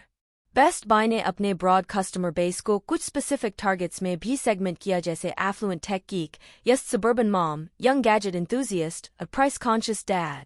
इसने यह निर्धारित करने के लिए एक्सटेंसिव रिसर्च का उपयोग किया कि प्रत्येक मार्केट में कौन से सेगमेंट्स सबसे अबंडेंट और ल्यूक्रेटिव थे, और अपने स्टोर्स को कॉन्फ़िगर किया और अपने एम्प्लॉयज़ को उन शॉपर्स को टारगेट करने के लिए ट्रेन किया। उदाहरण के लिए, एफ्लुएंट टेक गीक्स को टारगेट करने वाले स्टोर्स में एक अलग होम थिएटर डिपार्टमेंट की पेशकश की गई जिसमें नॉलेजेबल सेल्स पीपल मौजूद थे। सबर्बन मॉम शॉपर्स की हाई वॉल्यूम वाले स्टोर्स ने मॉम को उनकी ज़रूरत की एग्जैक्ट आइटम्स के साथ जल्दी से अंदर और बाहर निकलने में मदद करने के लिए पर्सनल शॉपिंग असिस्टेंस की पेशकश की। कभी कभी एक स्टोर को एक नए प्रकार के ल्यूक्रेटिव कस्टमर का एक्सपीरियंस होता था। उदाहरण के लिए टेक्सास के तटीय शहर बेटाउन में स्थानीय बेस्ट बाय ने कार्गो शिप्स और ऑल टैंकर्स से उतरने वाले ईस्टर्न यूरोपियन वर्कर्स की लगातार विजिट्स देखीं। ये पुरुष और महिलाएं अपने प्रेशियस फ्री टाइम का उपयोग स्टोर में जाने और एप्पल के आईपॉड्स और लैपटॉप्स की तलाश में गलियारों में घूमने के लिए करते थे, जो यूरोप की तुलना में यूनाइटेड स्टेट्स में सस्ते थे। इस यूनिक कंज्यूमर को केटर करने के लिए स्टोर ने अपने लेआउट को रीअरेंज किया, आईपॉड्स, मैकबुक्स और उनके एक्सेसरीज को पीछे से आगे ले जाया और सिंपल इंग्लिश में साइनेज जोड़ा। परिणाम, इन यूरोपियन वर्कर्स की सेल्स में 67% की वृद्धि हुई। बेस्ट बाय को लगभग एक ही चैनल के माध्यम से $50 बिलियन की कंपनी बनने के लिए सराहा जाता है। हालांकि हाल के वर्षों में कंपनी को अपने रिटेलिंग डोमिनेंस को बनाए रखने के लिए संघर्ष करना पड़ा है। एक कारण यह है कि कंज्यूमर्स को अब बड़े टेलीविजन सेट्स, कंप्यूटर्स या एंटरटेनमेंट सेंटर्स में उतनी दिलचस्पी नहीं रही है, जो पिछले वर्षों में इतनी अधिक रिटेल स्पेस लेते थे। इसके अलावा शोरूमिंग एक प्रॉब्लम बन गया है, जिसमें कंज्यूमर्स प्रोडक्ट्स को देखने, टच करने और टेस्ट करने के लिए स्टोर्स पर जाते हैं, लेकिन खाली हाथ चले जाते हैं और ऑनलाइन परचेस करते हैं। वास्तव में Amazon.com जैसे ऑनलाइन रिटेलर्स हाल के वर्षों में बेस्ट बाय के सबसे बड़े कॉम्पिटिटर्स बन गए हैं। इलेक्ट्रॉनिक्स और अप्लायंसेज में कंपनी की ओवरऑल मार्केट शेयर 16% है, लेकिन ऑनलाइन इसकी मार्केट शेयर केवल 7% है। इसकी तुलना में इलेक्ट्रॉनिक्स अप्लायंसेज में Amazon की ओवरऑल मार्केट शेयर 4% है, लेकिन यह 21% मार्केट शेयर के साथ ऑनलाइन मार्केट लीडर है। बेस्ट बाय ने स्वीकार किया है कि वह कैटेगरी और चैनल शिफ्ट्स पर रिस्पॉन्ड करने में धीमी थी और जब कंज्यूमर्स के बिहेवियर्स बदल रहे थे तब वह सिंगल चैनल स्ट्रैटेजी पर बहुत अधिक फोकस्ड थी। परिणामस्वरूप सेल्स में गिरावट आई, कस्टमर सेटिस्फैक्शन में गिरावट आई और स्टॉक वैल्यू भी गिर गया। चीजों को बदलने के लिए कंपनी ने एक नया CEO नियुक्त किया जिसने 2013 में एक स्ट्रैटेजिक इनिशिएटिव इम्प्लीमेंट की। रीन्यू ब्लू को कस्टमर एक्सपीरियंस को रीइन्विगोरेट और रेजुवनेट करने के लिए डेवलप किया गया था। ऑनलाइन बेस्ट बाय ने फास्टर और ईजियर नेविगेशन टूल्स, अधिक कम्पिटिटिव प्राइसिंग और रेलेवेंट प्रोडक्ट ऑफरिंग्स के साथ कंज्यूमर के एक्सपीरियंस को बेहतर बनाने पर बहुत जोर दिया। कंपनी ने अपने कई ऑनलाइन ऑर्डर्स को सीधे पास के स्टोर लोकेशंस से शिप करना भी शुरू कर दिया, जिससे डिलीवरी टाइम और इन्वेंट्री टर्न्स में सुधार हुआ। अपने 1477 डोमेस्टिक रिटेल स्टोर्स के भीतर बेस्ट बाय ने एक नया ऑप्टिमाइजेशन लेआउट इंटीग्रेट किया, जिसने स्मार्टफोन्स जैसे बढ़ते और अधिक लाभदायक प्रोडक्ट्स के लिए एडिशनल स्पेस एलोकेट किया और एंटरटेनमेंट जैसी घटती कैटेगरीज के लिए स्पेस कम कर दिया। कंपनी अपने द्वारा ऑपरेट किए जाने वाले बड़े स्टोर्स की संख्या घटाने और छोटे मोबाइल स्टोर्स की संख्या बढ़ाने की भी योजना बना रही है। जैसे जैसे बेस्ट बाय एक सिंगल चैनल से मल्टी चैनल रिटेलर के रूप में इवॉल्व हो रहा है, उसे अपने बिजनेस को और भी आगे बढ़ाने के कई अवसरों का सामना करना पड़ रहा है। अमेरिकी कंज्यूमर इलेक्ट्रॉनिक्स और अप्लायंस मार्केट $228 बिलियन का इंडस्ट्री है और कंपनी बेहतर प्रतिस्पर्धा करने और अधिक मार्केट शेयर हासिल करने के लिए चेंजेस कर रही है। देश भर में इतने सारे स्टोर फ्रंट्स के साथ बेस्ट बाय को एक कम्पिटिटिव एडवांटेज प्राप्त है और अधिक चैनल्स में एक्सपैंड होते ही वह इन एसेट्स का लेवरेज कर सकता है।